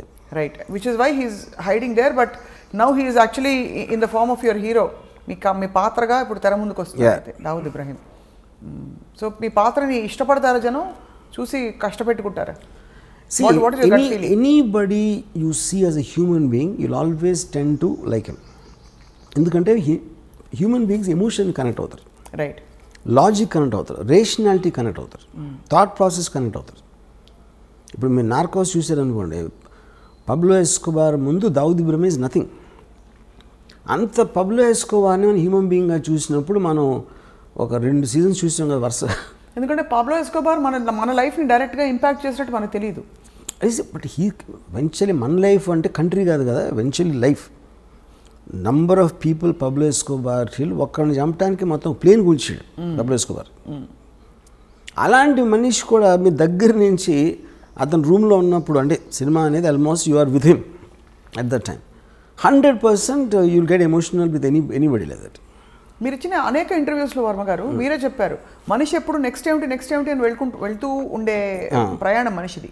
ఇప్పుడు ఒక అత్యంత powerful and అత్యంత ఒక డబ్బులుండే పరిస్థితికి వచ్చేసిన ఒక criminal gangster మైండ్లో ఇప్పుడు ప్రపంచం పట్ల, దేశం పట్ల, లేదు మనుషుల పట్ల ఏం ఎమోషన్స్ ఉండుంటాయి, తర్వాత ఆయనకు వారసులు ఉన్నారా, ఇలాంటి డీటెయిల్స్ అన్ని కూడా మనకి బయటపడతాయి. ఒకటి his daughter died because of malaria. అంత పెద్ద క్రిమినల్ కూతుర్ని ఒక దోమ వచ్చి చంపేసింది. ఓకే. ఇంకొక డాటరు మియాందాద్ అనే మన క్రికెట్ ప్లేయర్ గాట్ మ్యారీడ్. ఒక సన్ ఏమో మౌలానా అయిపోయాడు. Is almost like equal Pujari లాగా. Pujari. But I think Dawood is a guy, I doubt he will have any familiar. నేను విన్నది ఏంటంటే ఇప్పుడు present lifestyle, he sleeps the whole day and is awake the whole night partying and partying. Yeah, that's only thing it does I believe. He is not with Mandakini anymore. Mandakini ఎప్పుడూ తెలిసి, Mandakini, I think more than 20 years. Did they have kids together? Do we know of that? Mandakini has a son. Everybody suspects it's Dawood Ibrahim's son, but she doesn't tell that. ఎవరితో మాట్లాడదు. చాలా ఇంట్రెస్టింగ్గా ఉంటుంది. మీరు ఎంత research చేశారు? ఎందుకంటే వాస్తవాలు, యథార్థాలు, కల్పితాలు ఉన్నా ముందు 4 యథార్థాలు దొరికితే 10 కల్పితాలను జోడించవచ్చు. ఇక్కడ దొరకడమే కష్టం, అన్ని ఊహాగానాలే. ఈ మనిషిని ఎవరు చూడలేదు. ఇంకోటి అసలు ఇన్సైట్ కోసం ట్రై చేయరు. అసలు నాకు ఎంతసేపు పైన చూసేసి ఒక ఇప్పుడు బ్యాడ్ పర్సన్ గుడ్ పర్సన్ అని ఎక్కడ ఉండడు. బ్యాడ్ పర్సన్ అంటే ఎందుకు బ్యాడ్ అయ్యాడు తెలుసుకోకుండా బ్యాడ్ అంటాం అనేది ఇట్స్ వెరీ సూపర్ఫిషియల్ జడ్జ్మెంట్. కానీ ఎందుకు బ్యాడ్ అయినా కూడా దేశద్రోహంలో కానీ మనుషుల్ని చంపడంలో కానీ పాల్పడితే ఖచ్చితంగా అది ఫస్ట్ బ్యాడ్ అనేయాలి. తర్వాత మనం బ్యాడ్ ఎందుకు అయ్యాడని పిహెచ్డి చేసుకోవచ్చు. కానీ అన్నది that is what I'm saying. ఇప్పుడు క్రైమ్ అని లీగల్ సిస్టమ్ ఉన్నదే ఎందుకు, టోటల్ సొసైటీకి ఉన్న ఒక కంబైన్డ్ గుడ్ కోసం ఈ చేయకూడదు అని కొన్ని రూల్స్ పెట్టుకుంటాం. ఆ రూల్స్ని అధిగమించిన క్రిమినల్ అంటాం. That obviously is going to be. కానీ ఆ రూల్స్ని అడ్డు పెట్టుకుని వేరే వాళ్ళు they might do worse than that because they are smarter in different positions. అలాంటిది అవతల వాళ్ళు ఫీల్ అయినప్పుడు వాళ్ళు రిబెల్ అవుతారు. రిబెల్స్ అంటే ఏంటి, బేసిక్గా were thumbing the nose against the system. So వాళ్ళకి ఒక్కొక్కసారి పవర్ ఉండొచ్చు, వాళ్ళు బయటపడిపోవచ్చు, లేకపోతే జైల్లో ఉండొచ్చు. రైట్. సో ఇప్పటికే దాదాపు పెద్ద పెద్ద క్రిమినల్స్ అందరూ కవర్ అయిపోయారు వర్మ గారు. మీ సిరీస్ ఆఫ్ క్రిమినల్స్లో ఇంకెవరైనా మిగిలిన్నారా దావూద్ తర్వాత? ఉన్నారు చాలామంది. వాళ్ళందరూ మీ సినిమాలు తీస్తారు అయితే? నన్ను ఒకళ్ళు అడిగారు, మీరు డైరెక్టర్ అవ్వకపోతే గ్యాంగ్స్టర్ అయి ఉండేవారా అని. మీరు డైరెక్టర్ అవ్వకపోతే క్రిమినల్ గ్యాంగ్స్టర్ అయ్యేవారా అని. నేను I'm like A naturalist studies wild animals. అందరూ మీకు జంతువులు, ఫారెస్ట్లో ఒక స్నేక్ ఉండొచ్చు, కోబ్రా ఉండొచ్చు, లేకపోతే టైగర్ ఉండొచ్చు, లయన్ ఉండొచ్చు. ఆ వైల్డ్ యానిమల్స్ స్టడీ చేయడం నాకు ఇష్టం. That doesn't mean I'm the wild animal. Okay. So ఇప్పుడు నాకు ఒక దాని మీద ఒకడిని చంపాడు అంటే ఆ యాక్ట్ కన్నా ఎక్కువ వాడు చంపే పరిస్థితి, చచ్చిపోయే పరిస్థితి ఎందుకు తెచ్చుకున్నాడు, వీడు చంపే పరిస్థితికి ఎందుకు వచ్చాడు అని స్టడీ చేయడం నాకు ఎక్కువ ఇష్టం. మీరు గతంలో అమ్మాయిల గురించి కూడా ఇలాగే అన్నారు. ఏమని? వైల్డ్ లైఫ్ న్యాచురలిస్ట్ మీరు. అమ్మాయిల గురించి అలా, అమ్మాయిలు అంటే I think that is art for me. అమ్మాయిలు అంటే ఆర్ట్ ఫిల్మ్, నాట్ ఇలాంటి సినిమా కాదు. రైట్. దావూద్ ఇబ్రహీం జంతువు అయింటే ఏమైండేవారు? ఏ జంతువు అయిండేవారు closest? I definitely won't equate him with these dangerous animals. Actually, most dangerous animal is human being. Andukane you can control all the animals. Actually, you know. I can't say fox also. Definitely, I won't equate him neither with a snake nor a tiger. ఇప్పుడు ఒక పెద్ద బ్రహ్మ ప్రశ్న, snake or tiger you're saying, అంతేనా? అంటే స్నేక్కి మనం మామూలుగా పావురా అంటే ఏదో దాక్కుని మనకు కనిపించకుండా కాటేస్తుంది అన్న దాని మీద వచ్చి ఉంటుంది అనుకుంటున్నా. పాము అంటే మనకు తెలీదు ఎప్పుడు కాటేస్తుందో అని. టైగర్ అనేది ఆబ్వియస్ స్ట్రెంగ్త్ అది. కానీ తెలివితేటలు కూడా ఉన్నాయి కాబట్టి నక్క కూడా ఉండొచ్చు. అంటే నక్క పాయింట్ ఏంటంటే పరిగెడతా ఉంటుంది. తెలివిగా ఏం చేస్తుందో నాకు ఇంతవరకు తెలియదు. నక్క తెలివింది అంటారు కానీ అది ఏం తెలివి ఉపయోగించింది నాకు తెలియదు ఇంతవరకు. సో ఇది ఒక అన్ని కలగలిసిన ఒక విచిత్ర జంతువు, అంతేనా? ఇది మోర్ నియర్ టు దట్. అన్ని కలగలిసి, అన్ని క్వాలిటీస్ కలగలిసిన ఒక విచిత్ర యూనిక్ జంతువు. ఒక పెద్ద డౌట్, నక్కలాగా ఆలోచించి పాములాగా కాటేసి ఫస్ట్ కాటు పడగానే టైగర్ అయిపోతాడు. I think this is the correct thing. ఇచ్చాదారి సాంప్లాగా ఉండడానికి. డి కంపెనీ మోర్ డేంజరసా, ఆర్జీవీ కంపెనీ మోర్ డేంజరసా అని ప్రశ్న అడుగుతున్నారు, అందరూ అడుగుతున్నారు మీరు తీసే సినిమాల్ని బట్టి. ఇప్పుడు పాయింట్ ఏంటంటే సినిమాల్లో రొమాన్సైజ్ చేస్తారు అని చెప్తారు, లేకపోతే గ్లోరిఫై చేస్తారు క్రిమినల్స్ని. ఇప్పుడు ప్రతి కమర్షియల్ మెయిన్ స్ట్రీమ్ సినిమాలో కూడా పవన్ కళ్యాణ్ 20 మందిని కొట్టాడు, మహేష్ బాబు 50 మందిని కొట్టాడు, ఇంకోటి ప్రభాస్ 100 మందిని కొట్టాడు. అందరు చప్పట్లు కొడుతూ ఉంటారు, ఏలేస్తూ ఉంటారు. వాళ్ళు ఏం చేస్తున్నారు, చట్టాన్ని వాళ్ళ చేతులకు తీసుకుంటున్నారు, ఇర్రెస్పెక్టివ్ ఆఫ్ వాళ్ళు ఏ రోల్ వేసినా. But that is not to be taken seriously because it's a very comic book, fun, entertainment, action. Nobody takes that seriously. Realistic serious లాంటి, సత్యాలు లాంటి సినిమాలు ఏంటంటే ఎవ్వరు గన్ను తీసుకున్నా వాళ్ళందరూ కుక్క చోచి వచ్చారు ఫైనల్గా. అది గ్లోరిఫై చేయడం ఎట్లా అవుతుంది? అది how am I romanticising? They all look very అంటే మామూలు మనుషులాగా చూపెడుతున్నాను. You are connecting to them, not getting inspired by them. Okay, so this is a connection, not an inspiration. Clearly you are connecting to all these people, all your gangsters. You understand, అంటే మీరు you will understand. ఇప్పుడు ఇందాక నేను concentration example అది చెప్పాను. Right. అలాంటి పరిస్థితుల్లో మీరు గార్డ్గా ఉన్నా మీరు ఏం చేస్తారు? అది point. Do you expect any resistance or political flurries on this film? I don't think so, because see, we make film on all lots of criminals. See, మీరు బుక్కులు రాస్తున్నారు, లేకపోతే డాక్యుమెంటరీస్ చేస్తున్నారు, ఎవరు సినిమా తీస్తున్నారు, ఏం డిఫరెన్స్? రైట్. సో మొత్తం మీద హిందీ భాషలో విడుదలవుతున్న సినిమా, ఆ తర్వాత వెబ్ సిరీస్ కూడా అనేక భాగాలలో దావుద్ ఇబ్రహీం కార్యకలాపాలపై వర్మ గారు రీసెర్చ్ చేసి మరి రూపొందిస్తున్నారు. Will the same star cast continue, Varma garu, or most of them will continue? Tell us a little bit about your casting. అంటే ఈ క్యారెక్టర్స్కి వెతకడానికి మీరు ఆడిషన్ చేశారా? ఆబ్వియస్లీ అంటే నాకు Dawood Ibrahim character I wanted, అంటే అతను హీరోలాగా ఉండకూడదు, ఏదో మసిల్స్ సిక్స్ ప్యాక్ వచ్చి ఉండకూడదు. I wanted a very mild looking person who slowly starts growing in the period of time. అతని మైండ్ సెట్ కానీ ఇప్పుడు అన్నచాటు తమ్ముడులాగా ఉంటాడు most of the time, you know. అప్పుడు ఇది ఆల్మోస్ట్ ఈ యొక్క కాస్టింగ్కి నేను నియర్లీ 35 to 40 పీపుల్ని ఆడిషన్ చేశాను.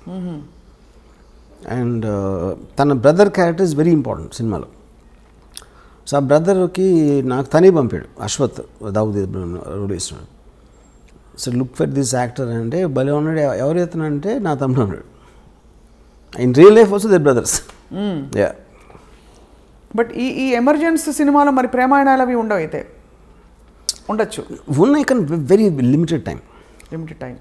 What is the focus? అంటే ultimately D company the movie that is going to release, దాని ద్వారా ఏం చెప్పదలుచుకున్నారు మీరు to the world? What is the one story your narrating? I think ఇప్పుడు ఫిల్మ్ అనేది ప్రైమర్లీ, ఇప్పుడు నేను శివ తీసినప్పుడు ఏం చెప్పదలుచుకోవాలా, సత్య తీసినప్పుడు ఏం చెప్పదలుచుకోవాలి, ఏ సినిమా అయినా, it is something, storytelling is to create an interesting feel to the listener. ఇదే cinema it might be, it's a completely fictional. ఇప్పుడు గాడ్ ఫాదర్ ఉంది, Godfather is based on Al Capone. Right. Al Capone ఎవరైతే నాకు తెలియదు, God father చూసినప్పుడు ఆ సినిమాగానే చూసాం. అమెరికాలో తెలుసు అల్ కపోన్ ఎవరు, you know. So this film might be seen by generation who never heard of Dawood Ibrahim. So they look at it like a story. So ఇప్పుడు మీరు స్టార్ట్ అయినప్పటి నుంచి మీకు ఒక క్యారెక్టర్స్తో జర్నీ చేస్తున్నారు. Whatever you feel will feel, అంతే. రైట్. సో వెయిట్ చేస్తున్నాం Varma garu. Let's watch how D company is going to, I won't say entertain, more like enlighten viewers about, అంటే ఇలాంటి ఒక మాఫియా, ఒక గ్యాంగ్స్టర్, ఒక అండర్ వరల్డ్ ఉండిందని చెప్పి. ఇప్పుడు కూడా అండర్ వరల్డ్ జాడలు ఎక్కడైనా కనిపిస్తాయి Varma garu? We don't know. ఇప్పుడు అండర్ వరల్డ్ ఏంటంటే there are things, underworld dormant ఉంటుంది, లేకపోతే ఆపరేషన్. డార్మెంట్ అంటే మీరు ఏం చేయకపోతే డార్మెంట్, అది అప్పుడు లేదని చెప్పినాం, ఉంది. ఇప్పుడు ఫర్ ఎగ్జాంపుల్ 97, 2005లో కోట్లు అడిగారు, 5 కోట్లు 4 కోట్లు ఎక్స్ట్రాక్షన్. ఇప్పుడు 10 లక్షలు 20 లక్షలు అడుగుతారు. సో 10 లక్షలు 20 లక్షలు అడిగినప్పుడు ఏదో సెటిల్ చేసి ఒక 5-10 ఇచ్చేస్తారు. ఎందుకంటే 5-10 కోసం మళ్ళీ మనం పోలీస్ కంప్లైంట్ ఇచ్చి ఇది అది చేయాలి, ఆ తలనొప్పులు ఎందుకు రాని, అప్పుడు ఆ విషయాలు బయటికి రావు. ఆ బయటికి రానప్పుడు మనకు అండర్ వరల్డ్ లేదనిపిస్తుంది. అదొక పాయింట్. రెండోది, ఎప్పుడైతే మీకు సొసైటీ అడ్వాన్స్మెంట్ పెరిగిన కొద్దీ ఆటోమేటిక్గా ఆర్గనైజ్ క్రిమినల్ సిండికేట్స్ పనిచేయవు. ఇప్పుడు 1920sలో ప్రొహిబిషన్ టైంలో వచ్చింది అమెరికాలో మాఫియా. ఆల్మోస్ట్ 1970కి అయిపోయింది. 1970 నుంచి అమెరికాలో మాఫియా అనేది లేదు అసలు. సేమ్ థింగ్ ఇండియాలో 90s తర్వాత ఇంతవరకు కొత్త గ్యాంగ్స్టర్ అనేవాడు రాలేదు. ఆవిడ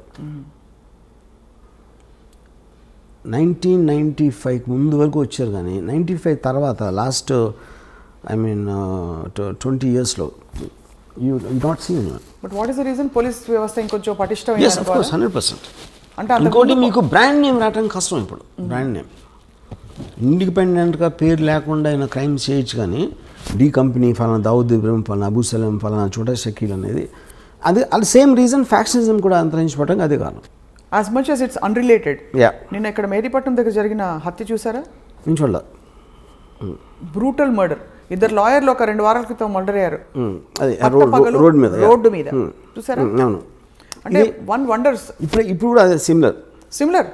ఒక పవర్ స్ట్రగుల్లో ఒక వ్యక్తి వచ్చి, అఫ్కోర్స్ అర్ధరాత్రి జరిగింది ఇది, ఇంకో వ్యక్తిని తలపై కటా కర్రేసి కొట్టేసి, అండ్ పొలిటికలీ కనెక్టెడ్ అని వినికిడి. వస్తే ఇంకా ఆఫ్ కోర్స్ ప్రాథమికంగా బయటపడుతున్న విషయాలు, బట్ జస్ట్ నాకు ఇంకోటి ఏంటంటే ఇప్పుడు లాస్ట్ ఫ్యూ ఇయర్స్లో ఈ రోడ్ల మీద చంపడం అనేది ఎన్నో సార్లు చూసాం, మనీ అయిపోయాయి. కానీ నా ఉద్దేశం అది ఎప్పుడు జరుగుతుంది, ఇప్పుడు సెల్ ఫోన్లు మనం తెలుస్తున్నాయి మనకి అని నా ఫీలింగ్. ఇంత దారుణంగా ఎప్పుడు జరిగాయి వర్మ గారు? రకరకాల సెల్ ఫోన్ వీడియోస్ మూలాన మనకు తెలుస్తుంది. యాక్చువల్గా ప్రతి ఓడి చేతిలో వీడియో తీసేసే పరికరం ఉండటం వలన ఇవి బయటకు వస్తున్నాయి. అంతకుముందు ఇలాగే జరుగుతుంది, అది ఉండి ఇప్పుడు కొత్తగా రోడ్డు మీద చంపుదాం అని ఒక fresh batch of thinking, I doubt that is the point. చాలాసార్లు మర్డర్స్ ఇప్పుడు మీ దారిలో ఉన్నప్పుడు, ఎందుకంటే మీ ఇంట్లో ఉన్నప్పుడు ఎక్కడికి వెళ్తున్నప్పుడు కాకుండా ఈ రోడ్లో వస్తాడు అన్న ప్లానింగ్ చాలా ఎక్కువ ఉంటాయి. చాలా ఫ్యాక్షన్ మర్డర్స్ కూడా జరిగినాయి, అదే అండర్ వరల్డ్ కూడా అదే జరుగుతాయి. I think it is cell phones which are making us feel ఏదో ఈ మధ్యన స్టార్ట్ అయినాయి అన్నట్టు. రైట్. యా వర్మ గారు, మీరు పాడిన పాట మా కోసం బిఫోర్ వి వైండ్ అప్, చాలా ఫిలసాఫికల్ పాట, కత్తులతో సావాసం తర్వాత. हम आते हैं खाली हाथ, जाते हैं खाली हाथ. అంతే ఫిలసాఫికల్గా డీప్గా పాడారు. But it is actually quite surprising to see, ఒక సీరియస్ సబ్జెక్ట్కి మీరు ఎంత ఆబ్జెక్టివిజం, ఎక్కడ ఎమోషన్ ఇంటర్ఫియర్ కాకుండా ఆబ్జెక్టివ్గా ఒక కథని కథగా చూసి, ఒక వాస్తవాన్ని ఎన్ని అవాంతరాలు, సవాళ్ళు, క్వశ్చన్స్, క్రిటిసిజం వస్తాయని తెలిసి కూడా మీరు నేను చేసేది చేసి తీరుతానని చెప్పి మరొకసారి ప్రూవ్ చేశారు. సో ఈ సినిమా అదే స్థాయిలో ఉంది. సో నేను ఇందాక చెప్దామని మర్చిపోయాను. నాకు ఇప్పుడు నేను క్రిమినల్ అవ్వలేను, ఇప్పుడు అవ్వను. కానీ క్రిమినల్ ఆర్గనైజేషన్ ఎవడన్నా పెడతానంటే నేను మంచి కన్సల్టెంట్ అవ్వచ్చు. Criminal organization consultant.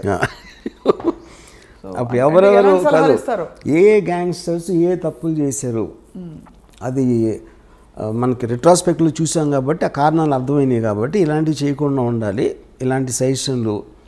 అలా కాకుండా పోలీసులకి ఇవ్వచ్చు కదా సలహాదారుగా, సలహాలు పోలీసులకి ఇవ్వచ్చు కదా. అంటే కాదు, ఫస్ట్ ఆఫ్ ఆల్ పోలీసులు కూడా ఇస్తాం. పాయింట్ ఏంటంటే పోలీసులు క్రియేట్ జరిగేది క్రిమినల్ ఆర్గనైజేషన్. ఇప్పుడు ఎవడో కొత్తగా కూడా కంపెనీ పెడదాం అనుకుంటున్నాడు, వాడు కన్సల్టెన్సీకి వెళ్తాడు. ఎందుకంటే కన్సల్టెన్సీ ఇలాంటి కంపెనీలు ఎన్నో ఉన్నాయి, వాడి హిస్టరీ ఏంటి, బ్యాక్గ్రౌండ్, ఆ మటీరియల్ అంతా ఆడి దగ్గర ఉంటుంది. ఆడు చెప్తాడు ఏది చేయాలి చేయకూడదని ఏదో సలహాలు వేస్తాడు, which is why it's called consultancy. అది నేను మంచి కన్సల్టెంట్ అవుతాను, కొత్తగా ఎవడన్నా దావుద్ ఇబ్రహీం అవుదాం అనుకుంటే అని. మీరు ఆ సేవల్ని మీరు అందించడానికి సిద్ధంగా ఉన్నారు ఈ రీసెర్చ్ అంతా చేసిన తర్వాత. మీరే ఎందుకు పెట్టరు అసలు? That's the whole point. My interest is to study the criminal psychology. తలకాయ నొప్పని చేయరా అంటే అవన్నీ సరే. And I believe it doesn't work. First of all, crime doesn't work 99.9% of the time. ఏదో ఒకళ్ళు ఇద్దరు సక్సెస్ఫుల్ అయిపోయి బయటకు వచ్చేయడానికి ఛాన్స్ ఉంది, కానీ all of them will either die or end up in jail for sure. And you don't like both?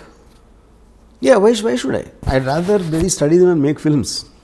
Yeah. So మీరు వాళ్ళకంటే తెలివైన వారు, వాళ్ళ కథల్ని వాడుకుని మీ ఇష్టం వచ్చిన పద్ధతిలో మీరు సినిమాలు తీసి మీరు making money, making a name for your self and creating a controversy and remaining in the centre of things when the actual criminal who gave you the story is not around. So most తెలివైన model Ram Gopal Varma గారు. Yes sir. So on that note, criminals వేరే మీద బతుకుతా ఉంటే నేను criminals మీద బతుకుతున్నా. అదే అదే దిగులు వస్తుంది. ఇన్ఫాక్ట్ నాకు ఎవరంటే వై దావుద్ ఇబ్రహీం అంటే because I owe my living to him అని చెప్పి. దావుద్ ఇబ్రహీం అని పుట్టకపోతే నేను గ్యాంగ్స్టర్ సినిమాలు చేయగలిగి ఉండదు. గ్యాంగ్స్టర్ సినిమాలు లేకపోతే అసలు నాకు starting from Siva to Satya to company to D company ఆయన ఒక్కడే స్ఫూర్తి. Underworld came from him. అది నా పాయింట్. సో ఫస్ట్ మీ క్రిమినల్ ఇన్ఫ్లుయెన్స్ మీ మీద ఆయనదే. మీ ఇంట్లో ఫోటో ఉంది, ఆయన పూజ చేసుకుంటారేమో అని. ఫోటో ఏంది, మొత్తం నా మైండ్ అంతా అదే ఉంది. నా హృదయంలో ఉన్నాడు. మీ హృదయంలో ఎవరో వచ్చి ఇప్పుడు మీ ఆఫీస్ మీద దాడి చేస్తారేమో అని భయంగా ఉంది. బాగా తెలుసు అని చెప్పేస్తారేమో మీరు. చాలా మంది నమ్ముతారు అది. మీకు తెలిసినా? యాక్చువల్లీ నేను ఇంకా నమ్ముతున్నాను. అంటే నేను ఇంకా నాకు ఎక్కడో లేలగా డౌట్ ఉంది. అంటే ఈ సినిమా తీయించినవి ఎలాగో ఎంప్లాయర్స్ ఎవరో తెలియదు కదా ఈ మోడల్లో. తెలియదు. ఎవరు పెట్టుబడి పెట్టించి ఆ చిన్న బుజ్జి సరదా వర్మగారి చేతో సినిమా తీయించుకుందామనే సరదా తీర్చుకుంటున్నారేమో అని. సలీం ఫ్రూట్ అనే ఒక ఈజ్ యాక్చువల్లీ చోటా షకీల్స్ బ్రదర్ ఇన్ లా వాడు. అతను కలిసాను బాంబేలో. నేను దావుద్ ఇబ్రహీం గురించి మాట్లాడుతూ ఉంటే తన ఎక్స్ప్రెషన్ అదేంటి చూస్తున్నాడు. అంటే తనకి బాగా క్లోజ్. ఓ తనకు తెలిసిన మనిషి గురించి నేను వీడి దగ్గర వింటున్నాను అనేది మాట ఎక్స్ప్రెషన్. అంటే obviously he has a different vision. అదే ఇప్పుడు యాజ్ ఎ ఫిల్మ్ మేకర్ ఇప్పుడు నేను ఒక చిన్న టైంలో ఒక మనిషి జీవిత కథని నేను ఇంత టైంలో చెప్పాలంటే ఆటోమేటిక్గా ఒక సినిమాటిక్ ఆస్పెక్ట్ ఉంటుంది. దావుద్ ఇబ్రహీం ఎలా మాట్లాడతాడు, ఏం మాట్లాడతాడు ఒక చెప్తాను. అదే లైను తను ఎప్పుడు వినలేదు అనుకోండి, ఈ సలీం ఫ్రూట్ అనేవాడు ఆటోమేటిక్గా look it a very fake thing. ఇప్పుడు Dawood Ibrahim is not educated గా. ఇప్పుడు నేను చాలా ఫిలాసఫికల్గా మాట్లాడుతూ ఉంటే Dawood Ibrahim philosophy, for example నేను ఇవాళ ఒక ట్వీట్ పెట్టాను, I never intended to be a criminal, I'm just using crime to fast track my legitimate success. Dawood Ibrahim అని కోట్ చేశాను. అది 100% దావుద్ ఇబ్రహీం అని నాకు తెలుసు. ఆయనకి ఇంగ్లీష్ వచ్చి ఉండదంతా ఎగ్జాక్ట్లీ ఫ్రేజ్ హిందీలో కూడా అని ఉన్నాడు. కానీ నేను అర్థం చేసుకునేది ఒక స్పిరిచువల్గా పెట్టిన. ఫర్ ఎగ్జాంపుల్ గాంధీ సినిమాలో గాంధీ అన్న ఏ డైలాగ్ కూడా తను ఎప్పుడు అనలేదు లైఫ్ టైంలో. అది రిచర్డ్ యాటన్బర్గ్ స్క్రీన్ ప్లేలో డైలాగ్స్ అయినాయి. సో మీరు ఒక స్పిరిట్ని క్యాప్చర్ చేసినప్పుడు which is what art is about. Art is about what it could be, not about what it is. ఒక మనిషి థాట్ గంటలో చెప్పింది మీరు ఒక కోట్లో వచ్చింది అనుకోండి, ఆ కోట్ ఏంటి పెద్ద స్పీచ్లో ఒకటి వస్తుంది లైన్, మీరు కోట్ ఒక్కటి హైలైట్ చేసినప్పుడు దాని ఇంపాక్ట్ ఎక్కువ ఉంటుంది. అవును. ఇప్పుడు ఆ పెద్ద సీన్లో మళ్ళీ మళ్ళీ దానికి తిరిగి వస్తాను. మీ ఆత్మంతా బయట పెట్టిన ఆ ఒక్క డైలాగ్, ఇతను దొంగగా ఎందుకు మారాడో దాని వెనకాల పెద్ద కథ ఉంది. శ్రీదేవి క్షణం. Actually every criminal will have the very similar story. ఆ స్టార్టింగ్ పాయింట్ అనేది చాలా ఎమోషనల్గా ఉంటుంది without exception. Where is the limit అంటే ఇప్పుడు ఫర్ ఎగ్జాంపుల్ పోవర్టీ ఉంటుంది, 1 కోటి మంది పూర్ పీపుల్ ఉన్నారు అనుకోండి, దాంట్లో క్రిమినల్స్ 10 మంది ఉంటారు,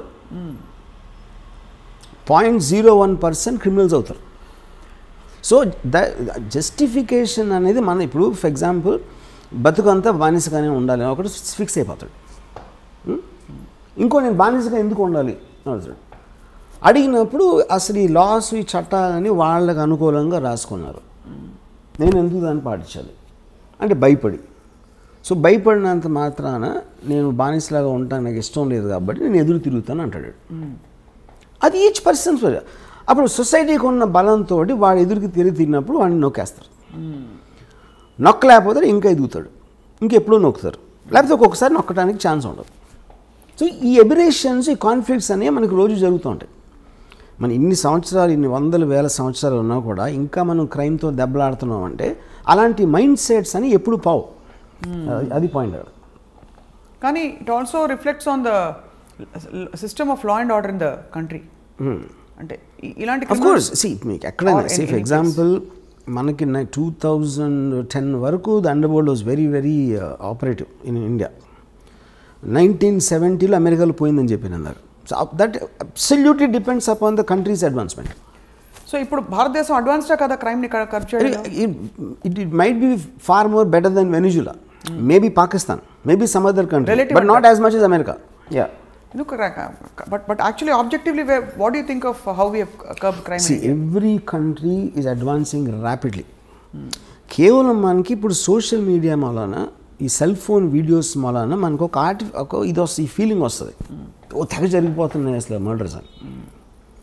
కానీ మీరు సెన్సస్ స్టాటిస్టిక్స్ తీసుకుంటే I'm sure it won't be the case. ఇప్పుడు అనంతపూర్లో 20 years బ్యాక్ కడప అనంతపూర్ డిస్ట్రిక్ట్లో number of murders I'm sure 10% కూడా ఉండవు ఇప్పుడు. కానీ ఎక్కువగా హైలైట్ అవుతాయి అంతే, because of the media. So Dawood Ibrahim గ్యాంగ్స్టర్ని ఇండియా వెతుకుతున్నప్పుడు ఇండియాలో పట్టుబడి ఆయన జైలుకి వెళ్తే మీరు సంతోషించారా? మీకు ఏ ఫీలింగ్స్ ఉండవా? ఏ ఫీలింగ్స్ ఉండవు. ఎందుకుండవు? Because I am like I said, I am a studier of the underworld. I don't have an emotional connection with them. But you are also a citizen of the country, sir. Yeah. So you don't have any emotions for a man being caught? Yeah, because like I said, ఇందాక చెప్పాను కదా, ఒక మనిషి ఇంకొకరిని చంపే పరిస్థితి వీడికి ఎందుకు వచ్చింది, చచ్చిపోయేంత పరిస్థితి వాడికి ఎందుకు వచ్చింది, ఈ ఒక్కదాని మీద నాకు ఇంట్రెస్ట్ ఉంటుంది. Because I don't want to be judgmental on things which I did not experience myself. Are you judgmental about things you at least you experienced? My experience అంటే మీ లైఫ్లో మీకు ఎప్పుడైనా భయాలు, ఏ మనిషి అయినా వాడు అది చేసినప్పుడు వాడికి ఒక కన్విక్షన్తో చేస్తాడు, యూనో. సో అలాంటప్పుడు నేను చేసినప్పుడు నేను క్రైమ్ అనుకున్నది. ఏ మనిషి కూడా క్రైమ్ చేస్తానని అనుకుని చేయడు. బికాజ్ వాడి మైండ్లో ఏదో ఆడికి ఒక కన్విక్షన్ ఉంటుంది. ఇందాక నేను చెప్పినట్టు. So are you telling me Dawood ఇబ్రహీంకి ఇవన్నీ చేయించినప్పుడు నేను తప్పు చేస్తున్నది చట్ట విరుద్ధం అని తెలీదా? చట్ట విరుద్ధం వేరు. చట్ట విరుద్ధం అనేది వాళ్ళు ఎలా చూస్తారంటే, పోలీసులు మాకన్నా కరప్టు, పాలిటీషియన్స్ మాకన్నా కరప్టు, వాళ్ళు సిస్టమ్ని అడ్వాంటేజ్ తీసుకున్నప్పుడు నా చేతనతో నేను తీసుకుంటున్నాను అని ఆలోచిస్తారండి. See, they believe 90% of the people are idiots. Power పొజిషన్స్లో ఉన్న అందరికీ కామన్ థాట్ అది. పోలీసులు అదే అనుకుంటారు, పొలిటీషియన్స్ అదే అనుకుంటారు, అండర్వరల్డ్ కూడా అదే అనుకుంటారు. సో ఎవరికొన్న సిచ్యువేషన్లో ఎవరికొన్న పవర్లు మేము ఎలా తీసుకోవాలి, ఎలా బయటపడాలి అని ఒక్కటే ఆలోచిస్తారు. కానీ they will never think about themselves consciously doing something wrong. So you feel that Dawood Ibrahim never ever feels he has done something wrong? No. అంటే despite the fact that the whole country is looking for him. See, whole country is a very media. Whole country అంటే అది చెప్తాను. See, అది సంబంధం లేని వాళ్ళు ఆలోచిస్తాను, వాళ్ళు ఆలోచిస్తారు. ఇప్పుడు మన ఇద్దరం ఉన్నాం, మనకి ఏంటి అండర్ వరల్డ్ ఏం కనెక్షను? ఇప్పుడు ఈ కెమెరామెన్కి ఏం connection? Then he never touched any part of our life. Okay, so they don't care about us. వాళ్ళు డైరెక్ట్గా ఇన్వాల్వ్ అయిన వాళ్ళు, అది పోలీస్ ఆఫీసర్లా, ఏదో బిజినెస్ మ్యానా, వీళ్ళ దాని మీద వాళ్ళ మనలాగే మీరు ఇంటికి వెళ్ళినప్పుడు మీ ఫ్యామిలీ, మీకు ఉన్న ఇమీడియట్ కలీగ్స్, వాళ్ళు తప్పిస్తే మిగతా ప్రపంచం, మిగతా హైదరాబాద్ సిటీకి మనకేం కనెక్షన్ అసలు? నిజంగా అంత డిటాచ్డ్గా, డిస్కనెక్టెడ్గా ఉంటారు. అందరూ ఉంటారు, వాళ్ళే కాదు. మనిషి అన్నవాడు ఎప్పుడు వాడి పరిధిలోంచి బయటికి వెళ్ళి వాళ్ళు ఏమనుకోండి, వాళ్ళ పరిధిలో ఉన్న వాళ్ళ గురించి ఆలోచిస్తాడు మ్యాక్సిమం, అది అప్పర్ లిమిట్. సో ఈ బిఫోర్ అంటే వైండ్ అప్ చేసే నేను ఒక చిన్న ఎగ్జాంపుల్ చెప్తాను. చెప్పండి. చోటా రాజన్ ఒక మనిషి, సౌత్య అని అతను బాగా అంటే ప్రాటజీ అన్నమాట, ఆల్మోస్ట్ తమ్ముడిలాగా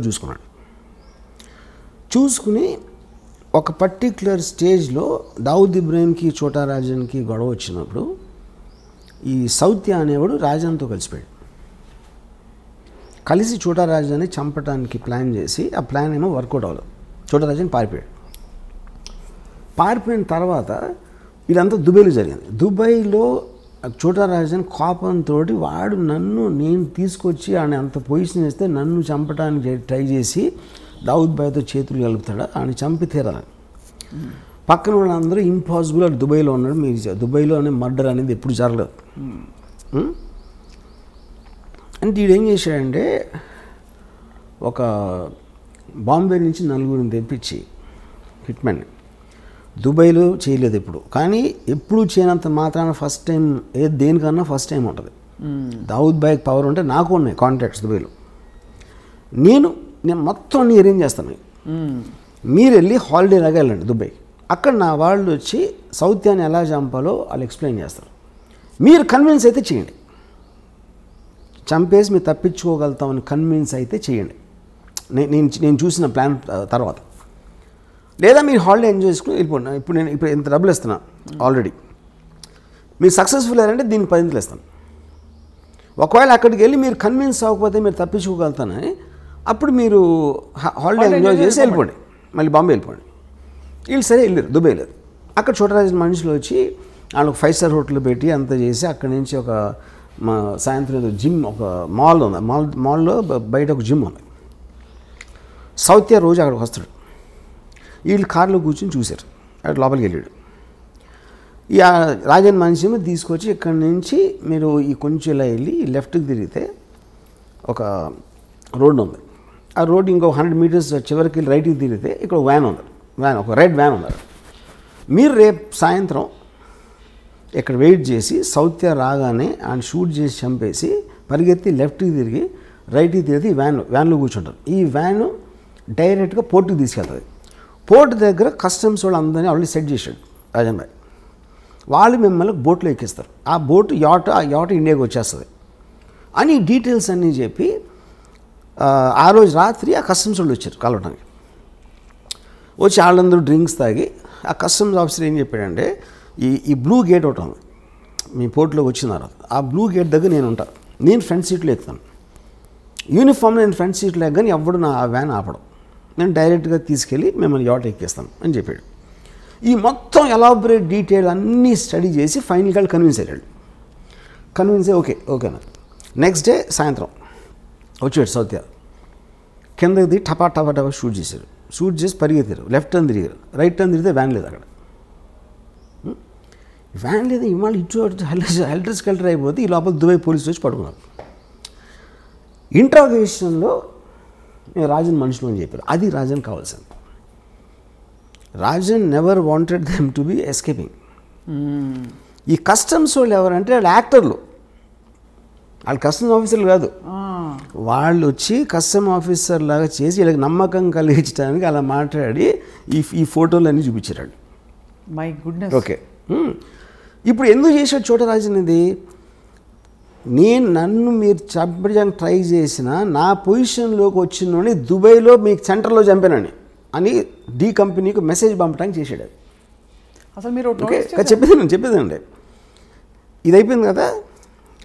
నెక్స్ట్ చోటరాజను వీళ్ళ ఫ్యామిలీస్కి ఫోన్ చేసి ఈ నలుగురు గురిశిక్ష చేశారు దుబాయ్లో ఫస్ట్ మర్డర్ జరిగింది ఇదే దుబాయ్లో మొత్తం హిస్టరీలో. వీళ్ళ ఫ్యామిలీస్కి ఫోన్ చేసి నేను వాళ్ళకి అబద్ధం చెప్పిన మాట నిజం, ఎందుకంటే నాకు ఒక ప్రెస్టీజ్ క్వశ్చన్ వచ్చింది, నేను చేయాల్సిన అవసరం ఉంది, ఇలాంటి బిజినెస్లో ఎవరో ఒకరిని బలి ఇవ్వకపోతే మనం అనుకునే జరగవు. ఇప్పుడు వాళ్ళు మీకోసం మీ పిల్లలకి మీ ఫ్యామిలీస్కి ఎంత మీకు డబ్బు అవసరం అవుతుందో వాళ్ళు సంపాదించి దానికి 2 ఎంతలు నేను ఒక్క షాట్లో ఇస్తాను మీ నలుగురికి అని చెప్పి వాళ్ళు డబ్బు పంపించాడు. సో ఇప్పుడు ఇదంతా చూస్తే అసలు అది మీ జడ్జ్మెంట్ ఫ్యాక్టర్ ఏముంటుంది కదా చెప్పండి నాకు. అంటే డబ్బు పంపించడానికి మంచివాడు అయిపోతాడంటారా? మంచోడు అది మీరు చెప్పాలి. కనీసం ఎంత ఎమోషన్స్ వెనకాల ఉంటాయని ఎవరైనా ఊహిస్తాడు అసలు. అది నేను చెప్పేది. అది జస్టిఫికేషన్ కాదా నేను చెప్పట్లా. First of all their hit men ఎవరైతే వచ్చారో, డబ్బులు తీసుకుని చంపడానికి వచ్చే ఇలాంటి మనుషులు ఒక రకం, వాళ్ళకి ఫ్యామిలీస్ ఉండటం కూడా నిజమే, వాళ్ళకి పిల్లలు ఉండటం కూడా నిజమే, వాళ్ళు క్రైమ్లో లేరు, కానీ వాళ్ళ జీవనాలు వీళ్ళ మీద ఆధారపడి ఉన్నాయి. సో వీళ్ళకి అబద్ధం చెప్పి మోసం చేసి తన పని అవగొట్టుకుని వాళ్ళు దుబాయ్ జైల్లో ఉరిశిక్ష చేయించాడు. ఇది లేకపోతే చోటరాజన్ దగ్గర ఇంకోటి ఏముంటుంది చెప్పండి నాకు. మీకు ఉన్న ఆప్షన్స్, మీకు ఒక ఆబ్జెక్టివ్ ఉంది, ఆ ఆబ్జెక్టివ్లో మీకున్న బెస్ట్ ఆప్షన్ మీరు ఎత్తుక్కుంటారు, దాంట్లో ఎవరో ఒకళ్ళు హర్ట్ అవుతారు, ఎవరో ఒకళ్ళు బలైపోతారు, which is called collateral damage. ఇప్పుడు హిట్లరు సెకండ్ వరల్డ్ వార్లో లండన్ మీద బాంబు చేశాడు. ఎందుకు చేశాడు? యూకే బ్రిటిష్ ట్రూప్స్ స్టార్ట్ అయినాయి. ఆ బ్రిటిష్ ట్రూప్స్ మూవ్మెంట్ స్లో చేసేయాలి, బార్డర్కి తొందరగా రాకుండా. అందుకని లండన్ మీద బాంబు చేసి జనాలు భయపడి అందరూ బయటకు వచ్చేసి రోడ్లు అన్ని బ్లాక్ చేసేస్తారని ఉద్దేశం అన్నమాట. ఇది వార్ స్ట్రాటజీ అంతే. దానికోసం మీరు ఇన్నోసెంట్ ప్రజల్ని చంపేస్తారని అదే పాయింట్ అక్కడ. ఇన్నోసెంట్ ప్రజలు అనేవాళ్ళు ఎప్పుడూ బలిపశువులు ఉంటారు, ఏ వార్లో అయినా ఎక్కడైనా సరే. అది 2020 అవ్వచ్చు, లేకపోతే 1720 అవ్వచ్చు.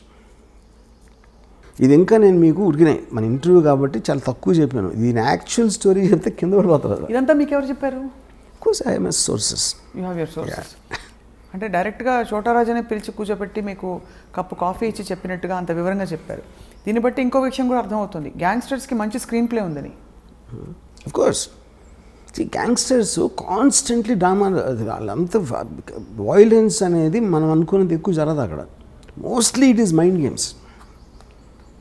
మనకి సినిమాల్లో టపా గన్ షాట్లు అవుతూ ఉంటాయి, కానీ it's not as much as what we think. ఎందుకంటే మీకు వాయిలెన్స్ ఎక్కువ జరిగితే అసలు యాక్చువల్ కంట్రోల్ లేదని అర్థం అవుతుంది. నిజంగా మీరు భయపడితే అండర్ వరల్డ్కి ఎవడ అసలు దాని నుంచి వాడికి దానికి ఎగెన్స్ట్కి వెళ్ళటానికి భయపడతారు. ఎగెన్స్ట్కి వెళ్ళటానికి లేనప్పుడు మీకు వాయిలెన్స్ ఉండదు అసలు. ఇలాంటి వ్యక్తులతో తీసిన సినిమాకి మీరు ఆతే హై కాలియాత్ జాతే హై కాలియాత్ అని ఫిలాసఫీ పెట్టేస్తారా? యా కరెక్టే కదా. ఫైనల్గా చూడరాజన్ జైల్లో ఉన్నాడు, ఆళ్ళిపోయారు. ఆతే హై కాలియాత్ జాతే హై కాలియాత్ బీచ్ మే గన్ పకడ్తే హై అంతే. అది స్టోరీ. గన్ ఒకటే కదా కదా పాయింట్. చాలామంది చాలా చేస్తారు, బిజినెస్లో ఓడిపోతారు, పొలిటికల్గా లూజ్ అవ్వచ్చు. People lose all kinds of things, not only the under world. But it is no wonder and no surprise that this is such a fascinating thing for you, because వింటూ ఉంటేనే అసలు ఇప్పుడే మీ సినిమా అంతా యాక్చువల్గా ఈ చోటా Rajan episode it is one of the most striking things I heard. నేను 5% కూడా చెప్పలా యాక్చువల్గా.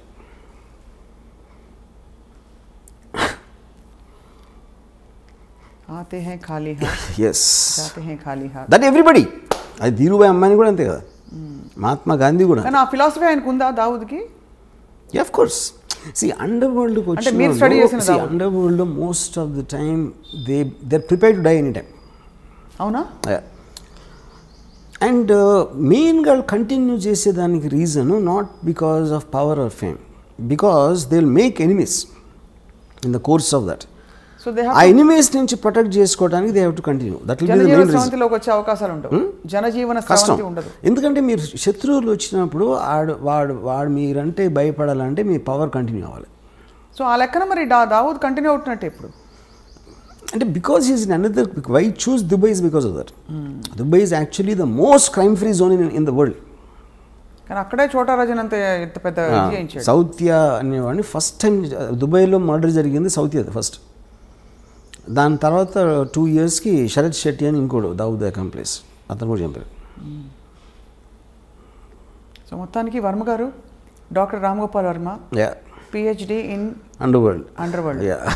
అది ఒక థీసిస్ ఎవరైనా గౌరవ డాక్టరేట్ ఇచ్చేస్తారేమో నాకు భయంగా ఉంది. తీసుకుంటారా ఇస్తే? Yeah definitely. Okay right Varma garu, it was a very interesting conversation. Yes. And waiting for this movie, this film eagerly. And అలాగే మీ పాట వినడానికి కూడా, మీ పాట చాలామందికి ఒక సందేశాత్మక గీతం అవుతుందని చెప్పి, ఒక వేదాంతపరమైన గీతం అవుతుందని చెప్పి ఆశిస్తున్నాను. Thank you for this wonderful interaction. Thanks.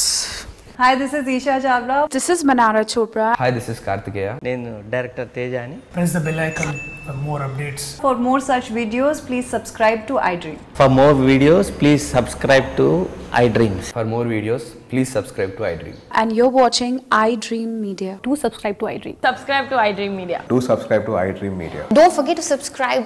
Click on the button below. Don't forget to subscribe to iDream.